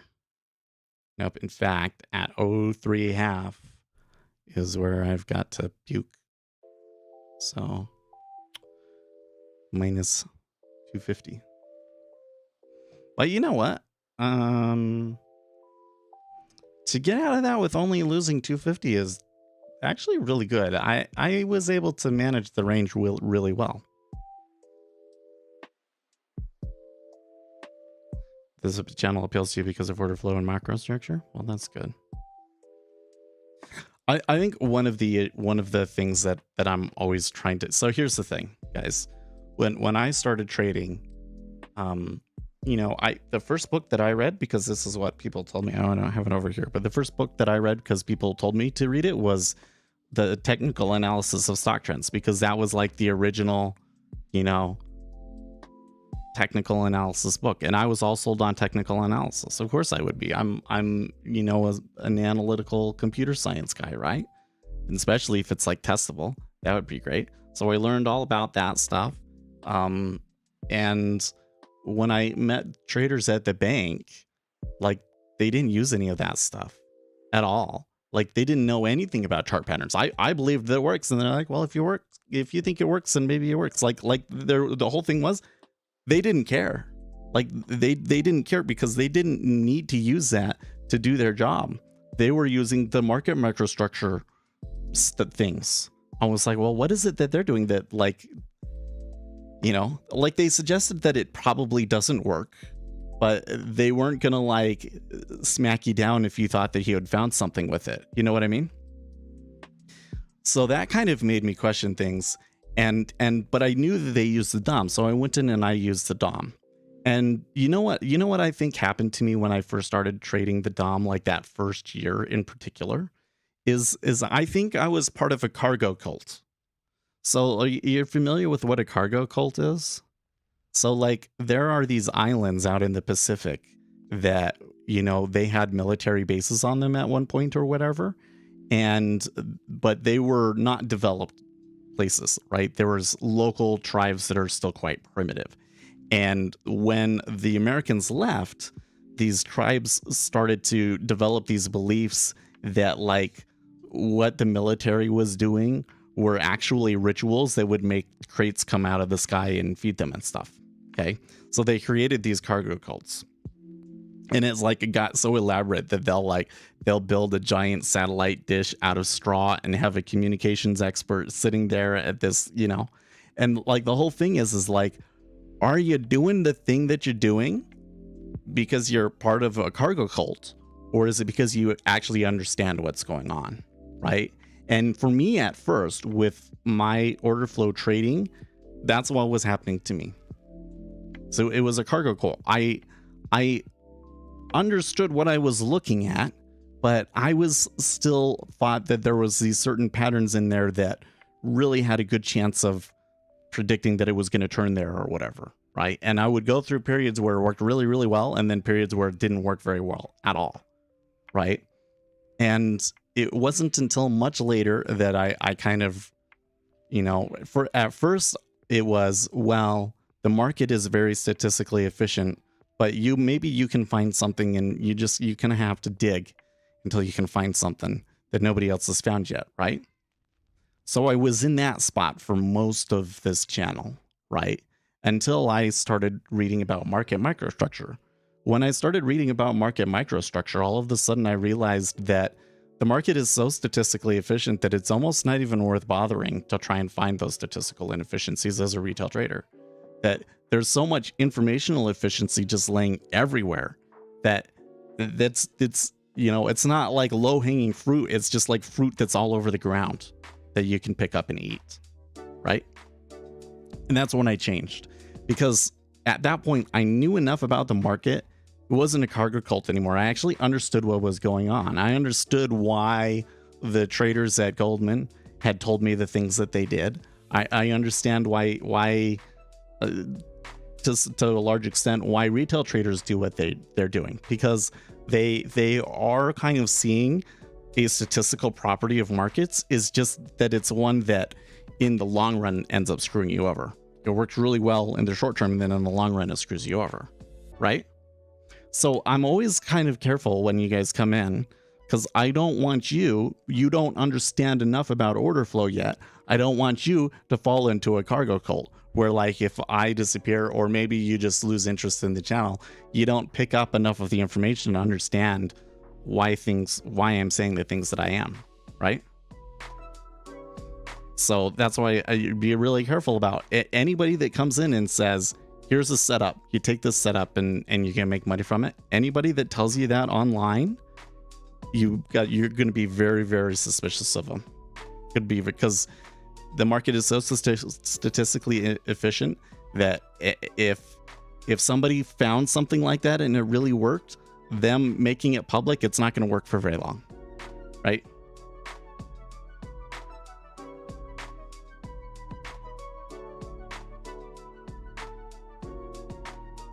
And so it's like that with anything. Yes, even many of the creators in our space that I respect, I don't think that they understand the market microstructure the same way I do. And again, anytime they say something where market generated information is going to tell you where it's going to go in the next 30 minutes to an hour or whatever the deal is, I'd be suspicious about that stuff, right? What's the information of today? Well, the information of today is that the British pound got destroyed last night, and there was all sorts of chaos in the Forex market. That's the biggest piece of information. And because of that, interest rates increased overnight. Now, since that time, we've had a little bit of a recovery, and now we've kind of been treading water in the 07 area. So one empirical thing that we do know about markets is that liquidity holes form, and there's definitely a liquidity hole at 07. So that's one thing that we can maybe use, but it has been long enough that we could probably get away from that now. Overall, I think that the flows are dramatic enough that it's kind of makes it hard to make short-term predictions. So I'm kind of more in the mode of sitting here and waiting for something really, really obvious to come along, because the volatility is just a little bit too much, right? That's what we know. So does that give us a trade today? Unfortunately, no.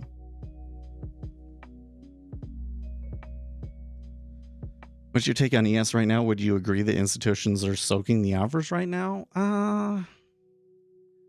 I'm not so sure I would say that. So order flow in ES is a little more difficult to read for starters. I wouldn't necessarily say that I'm good at reading it. But what I continue to see in the S&P 500 is like you'll get these really bizarre decreases in volume or in volatility. It's like the volatility is not nearly what it should be. And then all of a sudden it explodes to the downside in like 2 days. And then it goes back to how come, you know, it's like, how was the market able to move like 5% yesterday and now it's doing nothing, right? That's really bizarre. It's like Jekyll and Hyde market. That's what I see that's unusual about the S&P 500 right now. How many trades do you usually take per day? I would prefer to only take one, to be honest with you. So ideal day is I take one trade towards the beginning of the day and it just runs and runs and runs, right? If I take like 3 trades, I'm usually not doing very well. The less trades you take, usually the better you do.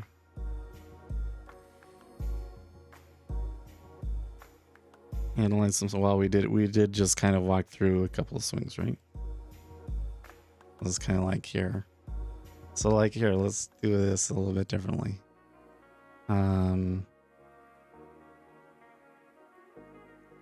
Actually, I'm just gonna straight up close that chart, okay?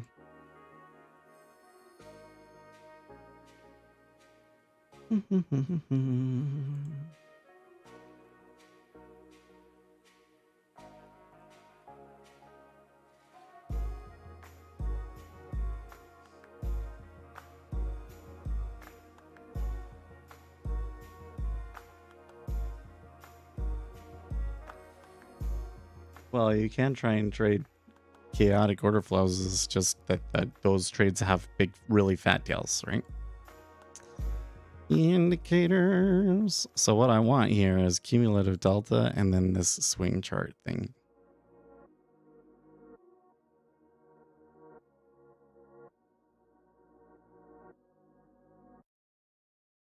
There you go. There we go. And then, oh, we need to change the time frame of it. Let's just change the time frame to just be 1 minute.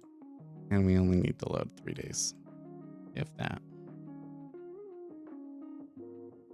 Okay. There we go. Right. So there was this 88K long. Right, there was this 31K short that I puked out on. Now they're moving back to the balance area. I probably could, you know, I could have avoided that loss if I had hung on for a little bit longer. But at this point, maybe I'm break even and I just get out at break even.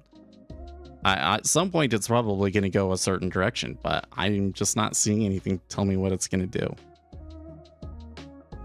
And the thing is that since this move up here, it's now been over an hour and 15 minutes. So for it to be doing this for so long, that's not indicative of a market that has players that have to move in a certain direction, right? So we could get news that moves us out. We could get stop runs and stuff, but this area right here, this area is where the market maker has an advantage on you. Market maker has an advantage on you. And like, that's the thing. One of these issues I have with kind of people that have theories based on being able to predict stop runs is that if you think that there's going to be a stop run to the upside and it's going to move up, so all of the retail traders get long, then that creates the incentive for the market maker to move it to the short side. So it doesn't matter what you as the retail trader do, because the market maker can always react to it to screw over the greatest number of retail traders, right? So it doesn't make... The basic gist of it is when you get a range like this, you don't really have an advantage there, right? If you just trade this little bit and you have a stop that's like way down here, then sure. But like when that one doesn't work, you're going to take a huge loss. And it's going to wipe out like 5 or 6 trades before that. So it's not worth it.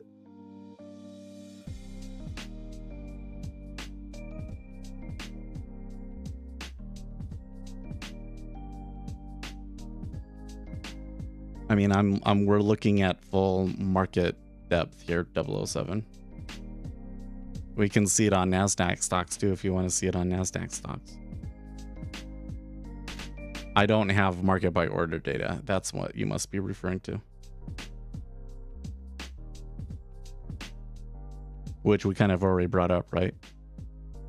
I'd really like to do some study on stop runs, but my theory is that stops will be just as likely to happen in any other location.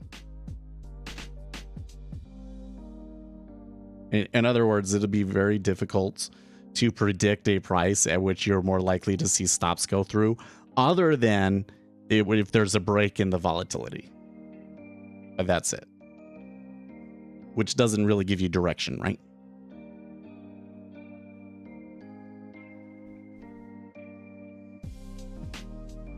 Well, it's not that they label them. What happens is the way the MBO data works is when you get a message, it will tell you if it's a new order or if it's an update.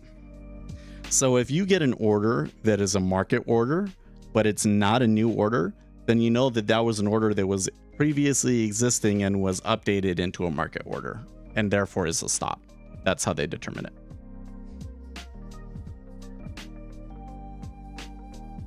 I don't remember how I know this stuff, but we looked really deep into it once, and that's what we got again. That's what we were told. Stop runs do happen. Sure. Telemarketers calling me. Stop runs do happen. It's not personal to you individually, but a result of everyone thinking the same thing and protecting their trade against a common area. A large enough trader can eat that. Okay, but to be able to predict that happening is a completely different thing, right? So I'm probably going too deep on it, right? Because what I'm doing is I'm kind of saying, like, here are some things that we do know, and here's some things that we don't know, and here's maybe some spots where it might be worth kind of looking into things to see if there's anything interesting about it. But my guess is, based on what we already know about the market, that this is how things are going to turn out. What I really should be saying is, if somebody's telling you, hey, stop runs run the market, and you can predict how things are going to go just by thinking about where the stops are going to be, then my question would be, what empirical evidence do you have that a certain pattern is effective at predicting that? And I think the answer that you're going to get is that they don't have any. Like, there's not some peer-reviewed study out there somewhere that you can read that teaches us these things. Right? So that's what we're talking about.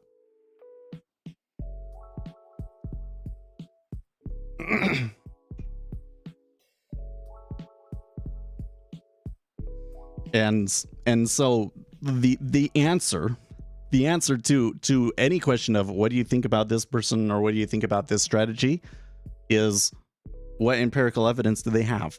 And if they don't have empirical evidence, then it's not worth my time, essentially, because I can direct you to empirical evidence. There's all sorts of really great studies. Okay, my favorite study is by Albert Kyle, 1985. You just search for that, Albert Kyle, 1985.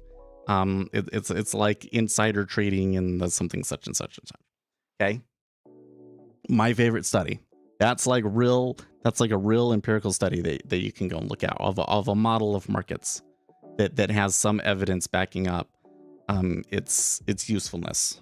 Okay, it's saying something very, very narrow, and it is still like there's still a very theoretical part to it, but like there's like a math backing up everything, and you can look at it. Okay, like And then there's other studies that, you know, like another one is 1,000,000 meta order analysis of Bitcoin. That's a really good study to look at. Okay, that shows you an empirical behavior of markets. Probably the most widely proven empirical fact of market microstructure, the square root law. Why don't any of these guys ever talk to you about that, right? And if that sort of a thing exists, why would I be wasting my time with somebody on YouTube that claims to have a strategy that works and talks all big and everything? Why would I waste time with that when I have empirical evidence that I can read? This one? Let's see here, actually.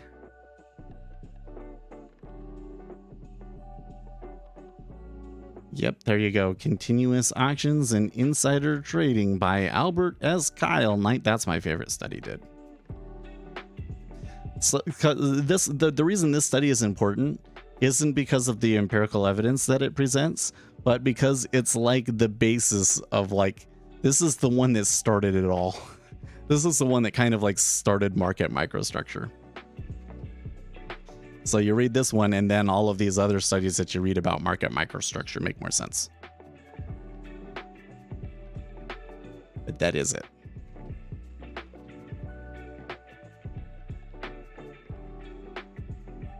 You can see that 100, well,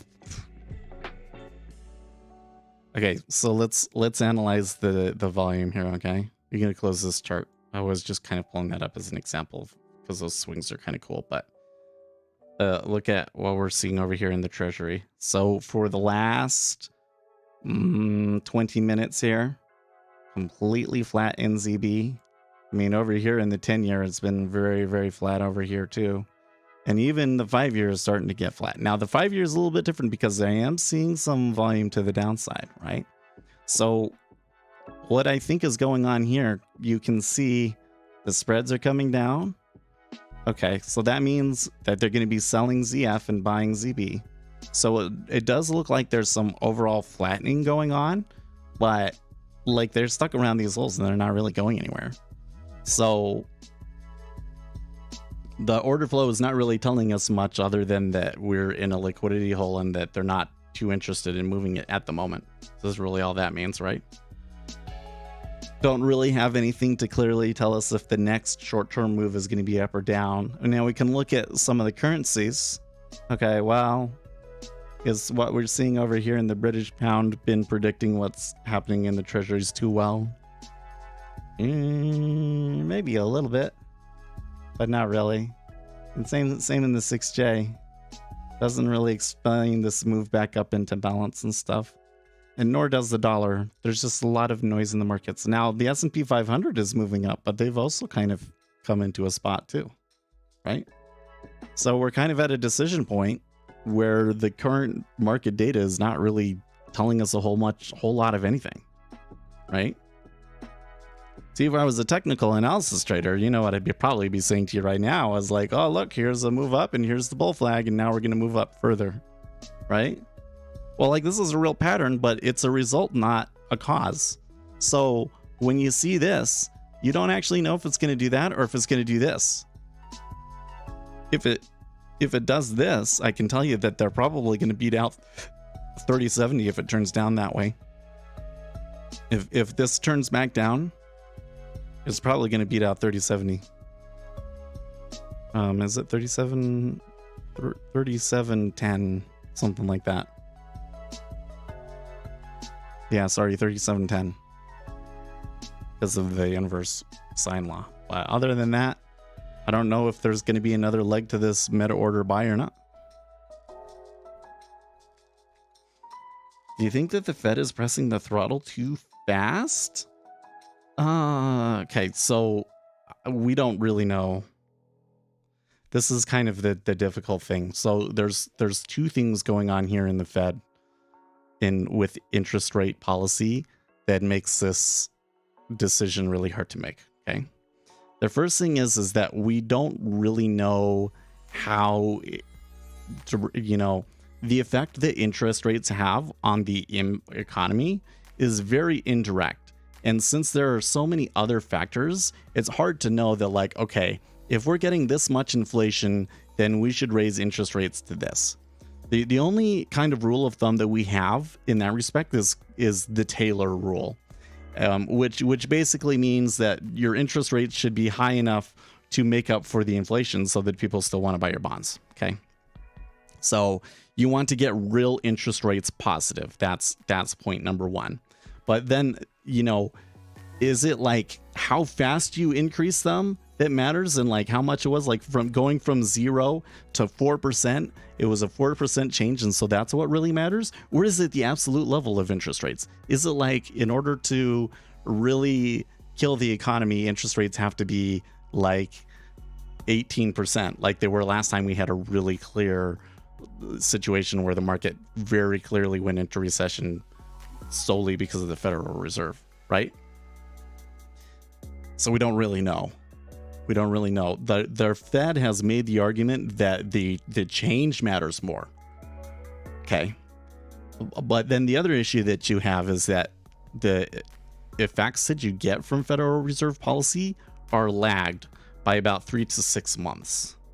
So you don't really get, so you see how you're kind of in this situation where it's like, we don't really know how much is going to be enough until we do it. And then we're not going to be able to see the results of that until 3 to 6 months later.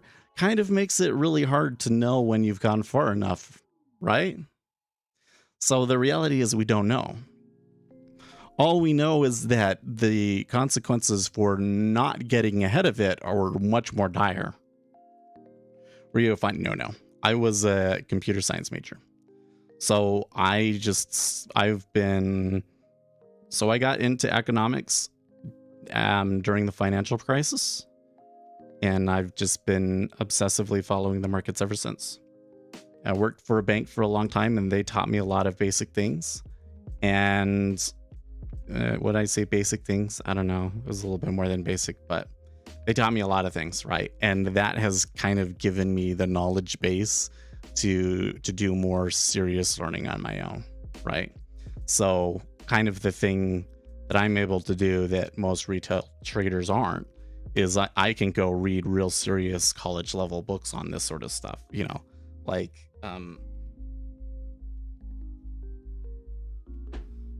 so this Trades, Quotes, and Prices, Markets Under a Microscope. This is the market microstructure book, and I can just open up to like a random page, and you'll look at the, I mean, it's like hardcore math, right? Like it's hardcore college level math, right? Why don't you ever see big influencers other than Speculator Seth on YouTube talking about this stuff? Well, I'll tell you why. It's too complicated, right? To be popular on YouTube, you have to appeal to the lowest common denominator, and 95% of people don't have the attention span or the background necessary to be able to understand that stuff. So even I don't get into the hard math about it. I just kind of tell you, like, what are the main consequences from what we know, right? What are those squiggly lines? Those are integrals, Akshay.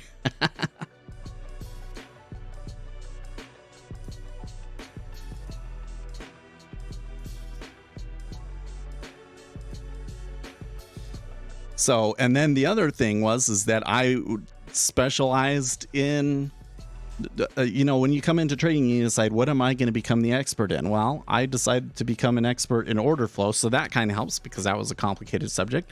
And I decided I was going to specialize in trading treasuries. And that kind of helps because that's a complicated subject. And I tell you what, when you study the treasuries, you get to learn a lot about macroeconomics, right? After 5 years of working as hard as you can every day and talking to you guys, you'll learn a thing or two. I wish I had it all figured out. Didn't have it figured out on Thursday and Friday. You know, those days caught me by surprise. I didn't lose too much, but I'm still kind of bitter about it.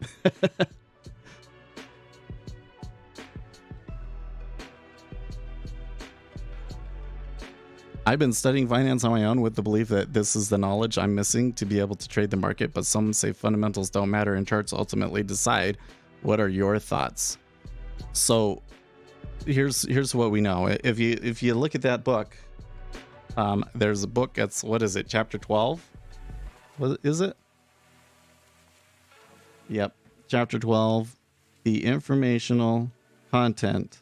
No, it's not chapter 12.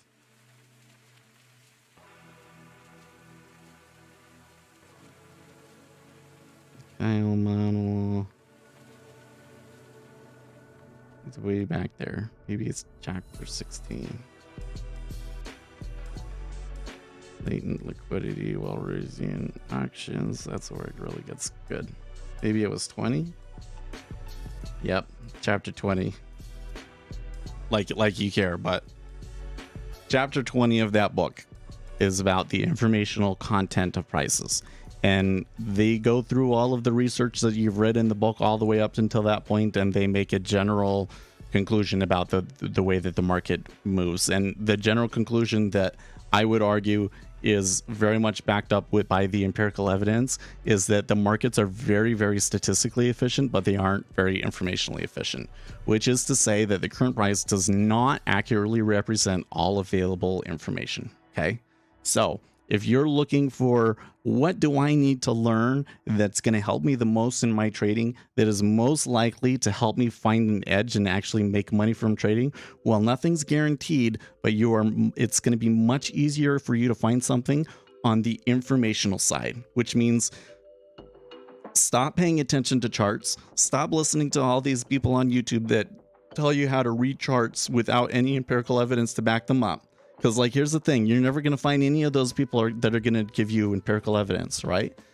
Because why? The market is statistically efficient. So if you just look at a price time series, one price time series, there's not a whole lot of actual useful information that you can get out of that. There's not.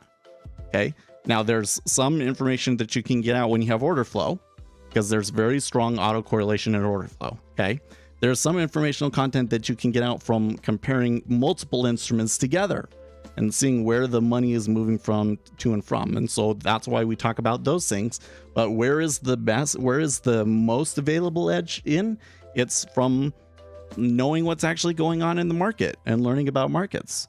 So yes, I think that you should be studying things about finance and so forth. And specifically, what you want to be looking for is things that will predict future flows. So there's this study about the inelastic markets hypothesis, and I have a video about that. And at the end of that video, they list all of these different things that they believe might be able to predict order flows and that people should do studies about. And that's where I would start, right? I think one of the best ones is like understand how really big funds behave. Like if they're a 70-30 equity parity fund or whatever the deal is, 60-40, they have to rebalance. And like, when do they do that and how and why? Right? Because that's something that can potentially predict order flows. You get to the end of the month and you know they're going to rebalance. Then you can front run that order flow that you know is going to come. Right? That's the sort of thing that I would get. Yeah. No. So I have two videos. One is stylized behavior of markets.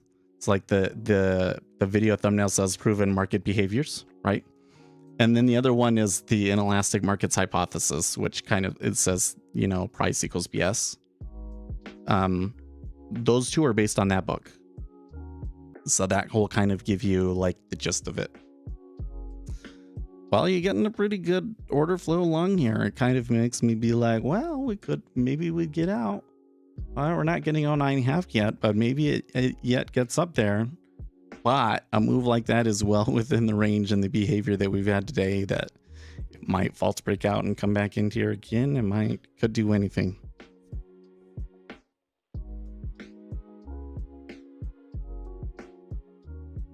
Yeah, so I'm going to bet that if they're able to breach like 10, that you probably get enough stop orders to take the highs of the day.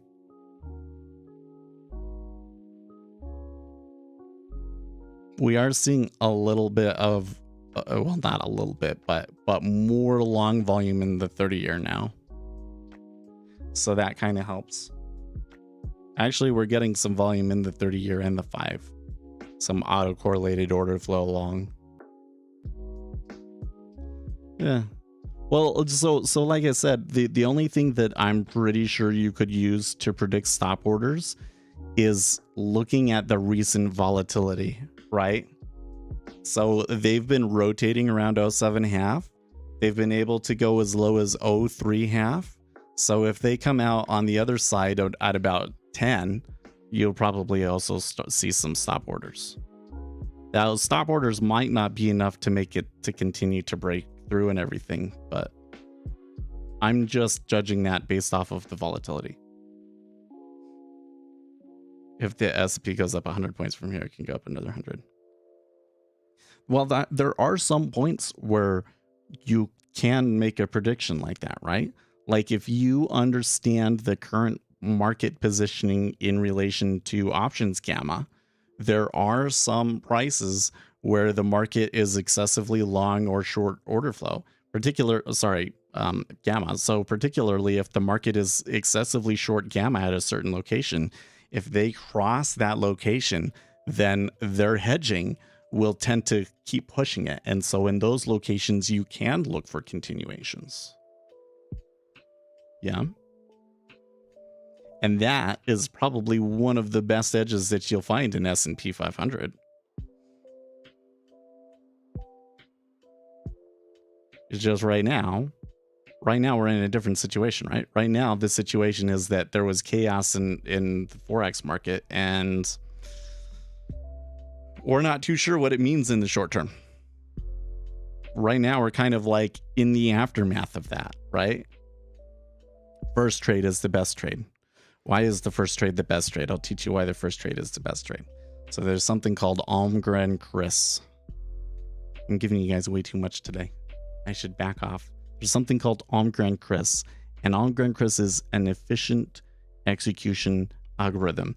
And it basically tells you, based on what direction the stock is going and how much risk you're willing to put on, what is the optimal way to time your trades based on the amount of time that you have given, so that you will have the least impact on the market possible. Okay, so basically, if you are going to come in and you're going to do a big trade, usually what it means, if we assume the market's just going to be going sideways, okay, it's best to trade most of it at the beginning. So like if you have 10,000 that you need to trade, you trade 5,000 at the very beginning, and then you're going to wait long enough for the market impact of that to subside, and then you're going to trade like 250, and you're going to trade 128, and then you get to a point where you can just trade the rest of it and it's fine.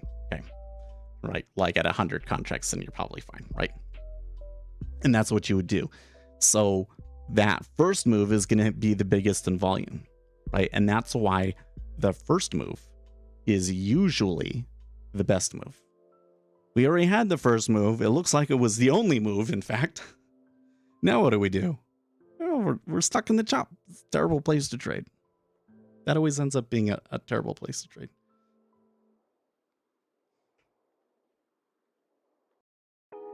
Did I say it wrong, Akshay? Almgren Chris? I thought he was asking what is Almgren Chris, and I'm like, well, how can you not know what Almgren Chris is when you know how to spell them? Or am I pronouncing it wrong? Almgren Chris. And yes, it's with 2 S's.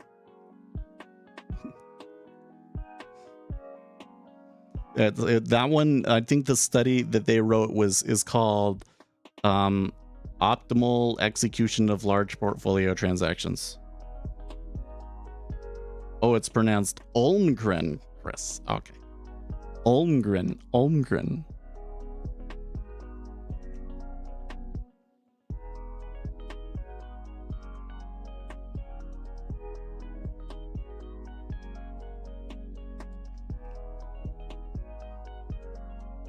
Almgren Chris, I don't talk about that one as much because honestly I don't understand it as well as the other ones, but that Almgren Chris has probably had the most significant impact on the financial industry of any other study in the last 20 years. Like, seriously. When Holmgren Chris came out, everybody, you know, shifted how they were executing block orders. What are the other ones? Well, so Holmgren Chris is another thing that they talk about in that book.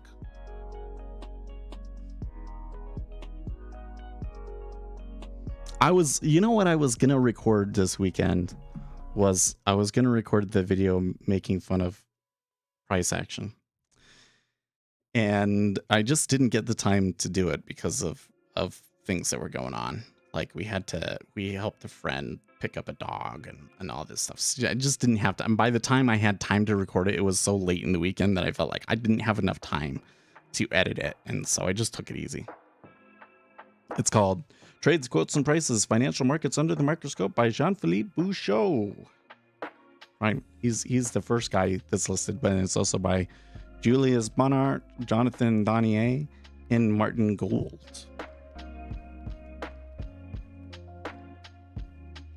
I kind of wonder, do the French traders know more about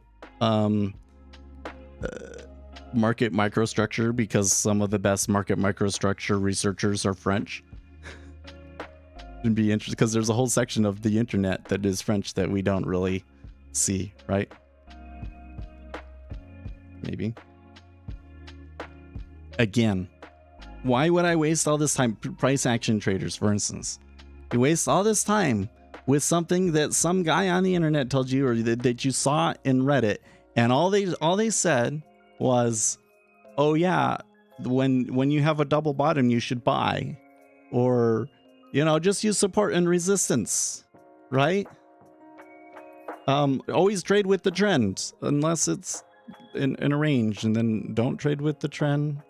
Like, why you waste all of your time with that when you have something like this book that is literally like a whole semester's worth of college level proven information about how markets behave. Literally, it's all they got these charts. They got like, they show you the graphs of, like, when I come in here to like where is it?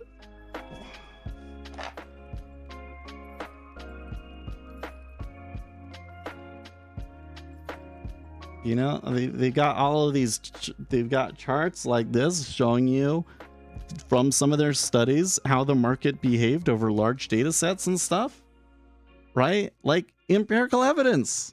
You could spend a lifetime studying this stuff. You know, every chapter in this book has like 20 empirical studies that are referenced, like peer-reviewed college, you know, university research.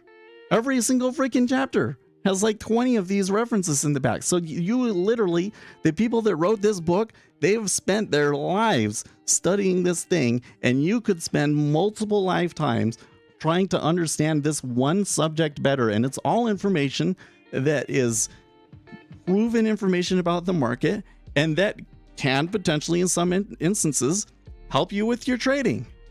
And retail traders would rather sit and, you know, follow something that some random comment on Reddit said.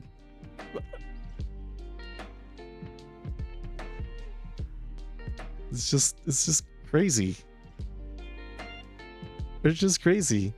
And then like, this is the thing that drives me crazy, is nuts about it, is that like, then here I am here on YouTube summarizing this information to you and giving it to you and explaining why it can be so significant to your trading. And like, so many people still dismiss it. You still have all these people that go after the people that do the most heavy marketing instead. But listen, you guys, if there's somebody out there on the internet that really has it all figured out, and you know, all you got to do is buy their course, right? They're not going to be in your face. They're not going to be out there marketing super hard and everything like that, okay? Because if it was that effective, people would just come in and use it and make money, and it would and it would grow on its own to the point that it would stop working. So you kind of want to fly under the radar if you were going to do that, right? You're not going to be in your face. But that's what everybody goes to, because that's just the human nature, right? Don't tell anyone. Well, when you tell me that, I get suspicious, because the way that all started was that there was somebody that came in and they said that they were a really big fan of this other channel. And so I was like, okay, I looked it up and I ranted about it. And basically when all was said and done, I highly suspected that person was actually him. And so when you come in here and you say that, they'll go like, oh, are they doing some sort of infiltration thing where they're going to try and, harass us now? Go and watch Sept stream for a month and go and find the worst parts of it so that we can use it to attack him at some point or something. But the thing is that I don't make claims that I can't back up with empirical evidence, and I don't ever come in and make performance claims or anything, right? So they'll make you can come around and wait forever to try and find something bad you're not going to. But that's the sort of thing that they do. Because I really do think the first time around that it was him. Because that's how they work. It's like guerrilla marketing.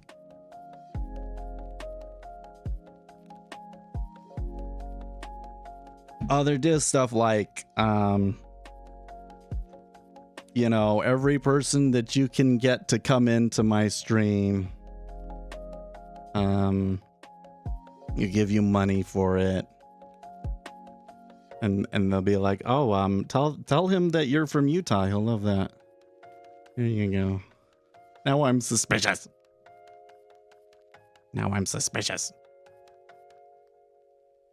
Well, always suspicious. Like, you know what? The thing is that the first time around that we had been harassed by another channel. No, you don't get free money, but it is probably the case that Sept is more likely to like you if you're from Utah.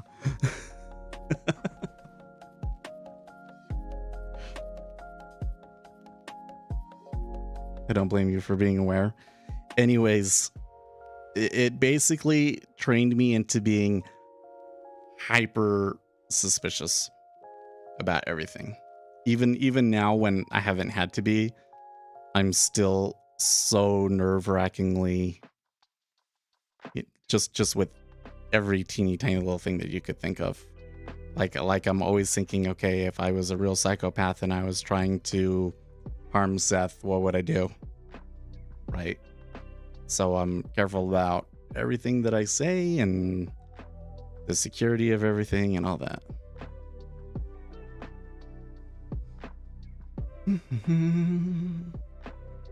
So now I don't know why that I haven't heard.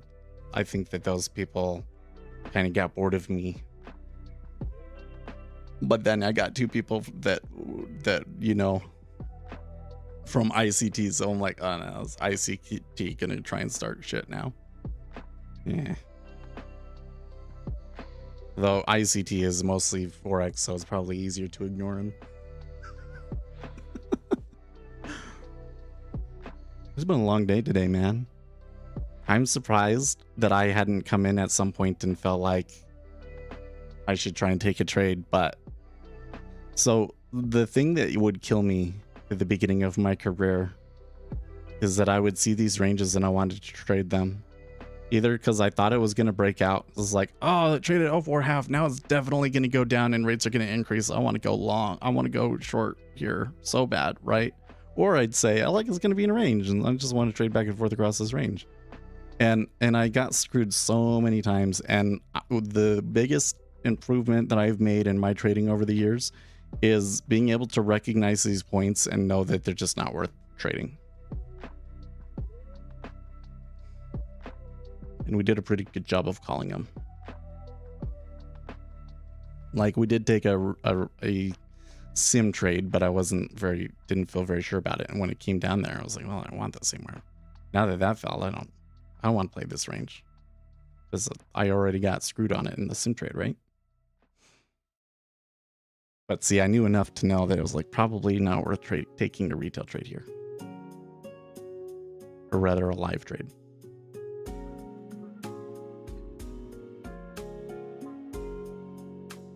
What happened to the anti-war left? I gotta read that. That'll be interesting. You always trade with a stop loss? Yes, but when I'm trading the micros, my stop loss is so far away that you don't see it. Right?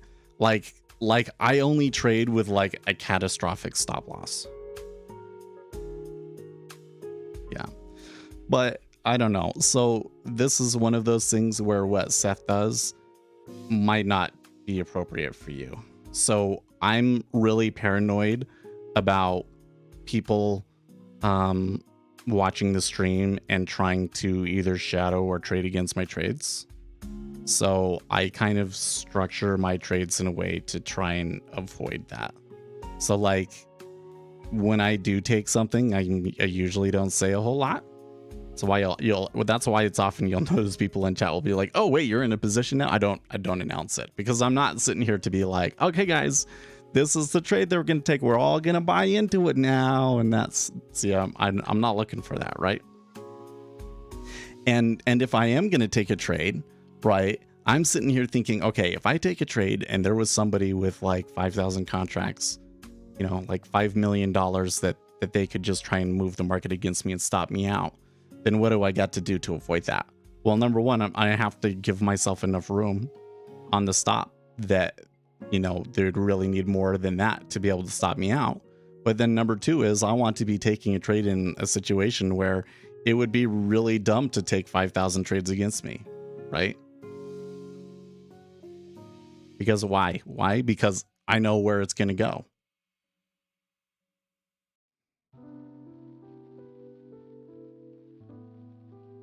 As a scalper, you feel something, you're good and everything fine, and then suddenly you have a consecutive losses immediately and think this isn't for you and all this trading is BS. How do you deal with that?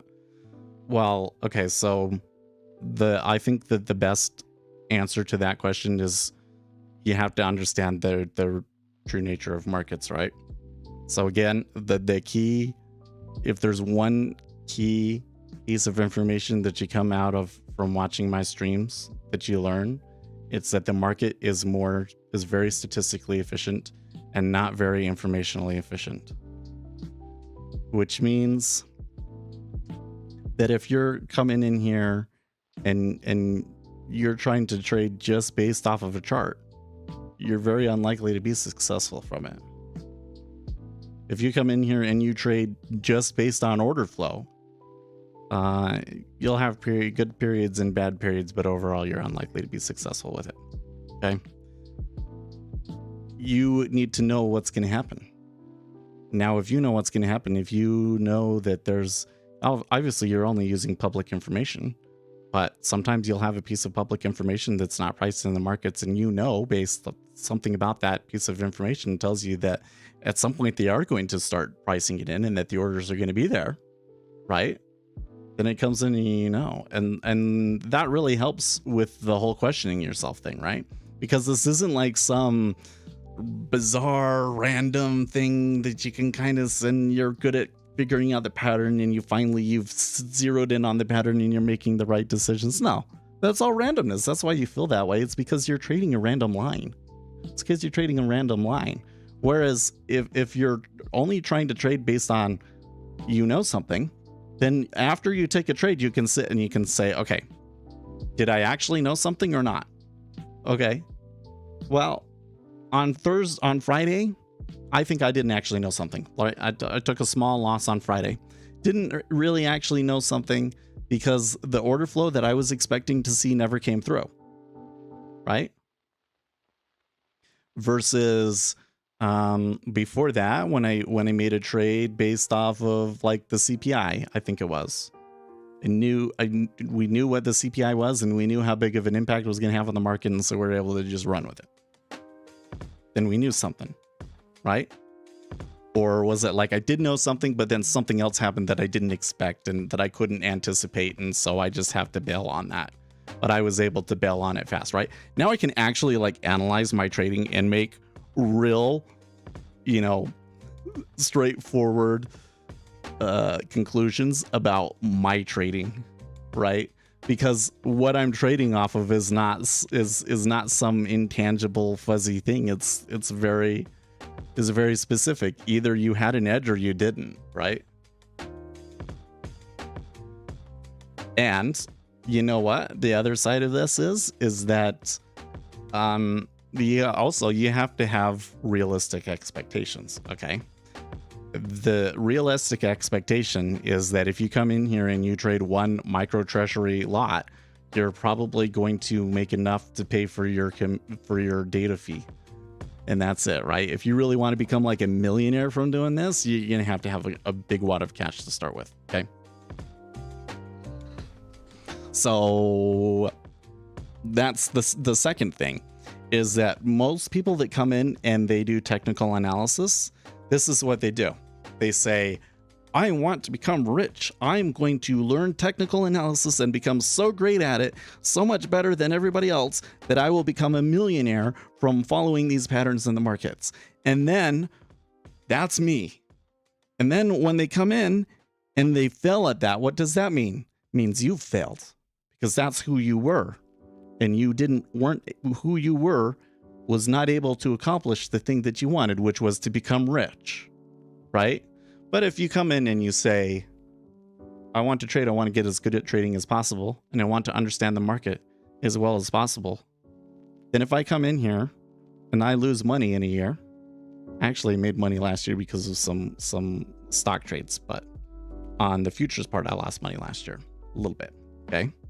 So does that mean that Seth is a failure as a person now? No, because Seth understands the market better this year than he did last year, because he keeps reading things about market microstructure and things that can prove are actually things about the market, right? Because this is the biggest problem in stocks, is that people are learning things that aren't actually a thing. You go and learn all this stuff about technical analysis, you don't actually know if it actually means anything to the market or not, right? But if it's based on empirical evidence, right? So that's me, because I love markets and I want to know as much about them as possible. And I don't care if I never make a dime from it, right? You see the difference there? And then when you lose, it's not some ego-crushing defeat every time, right? You've got to separate yourself from your performance, because if your identity is based on your performance, then you're always going to have a hard time in this world. Because the reality is, in this world, is that you don't always get compensated for doing things well. That doesn't mean that you shouldn't do them well anyways, right?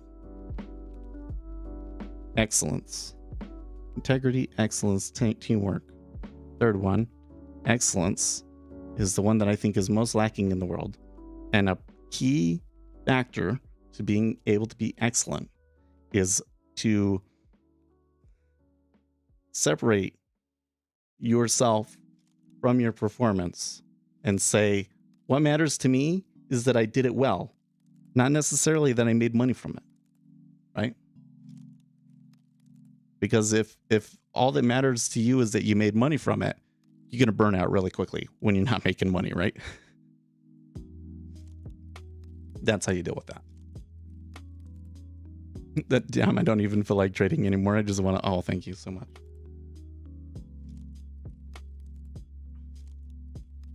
Well, if all you've ever done is technical analysis, then maybe you should, pause on trading for a little bit and watch. Because here's the thing: is if you come and you look at the market, like I come over to a chart, okay, and I say, okay, we had a move. No, we want to do the treasury, okay.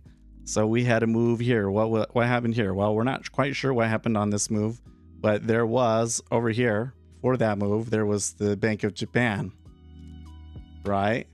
Then if we come way back here, where was it? It was earlier than that. No, it was it was the 13th. Yeah, the 13th right here. This one was CPI, right? And if you start watching the markets from that perspective and you say, okay, there was a move, what was the order flow that was most likely responsible for that move? Or maybe there's multiple options for why that moved, right? And you just do that for a little while. I guarantee you your opinion of the markets are going to change drastically. All right, it is time for me to get going. So I will see you tomorrow. Make sure if you're new, check out all of the links in the video description, because those are all things that I put in there because I think that they will be helpful to you. Like, subscribe, click the bell icon so you don't miss future streams.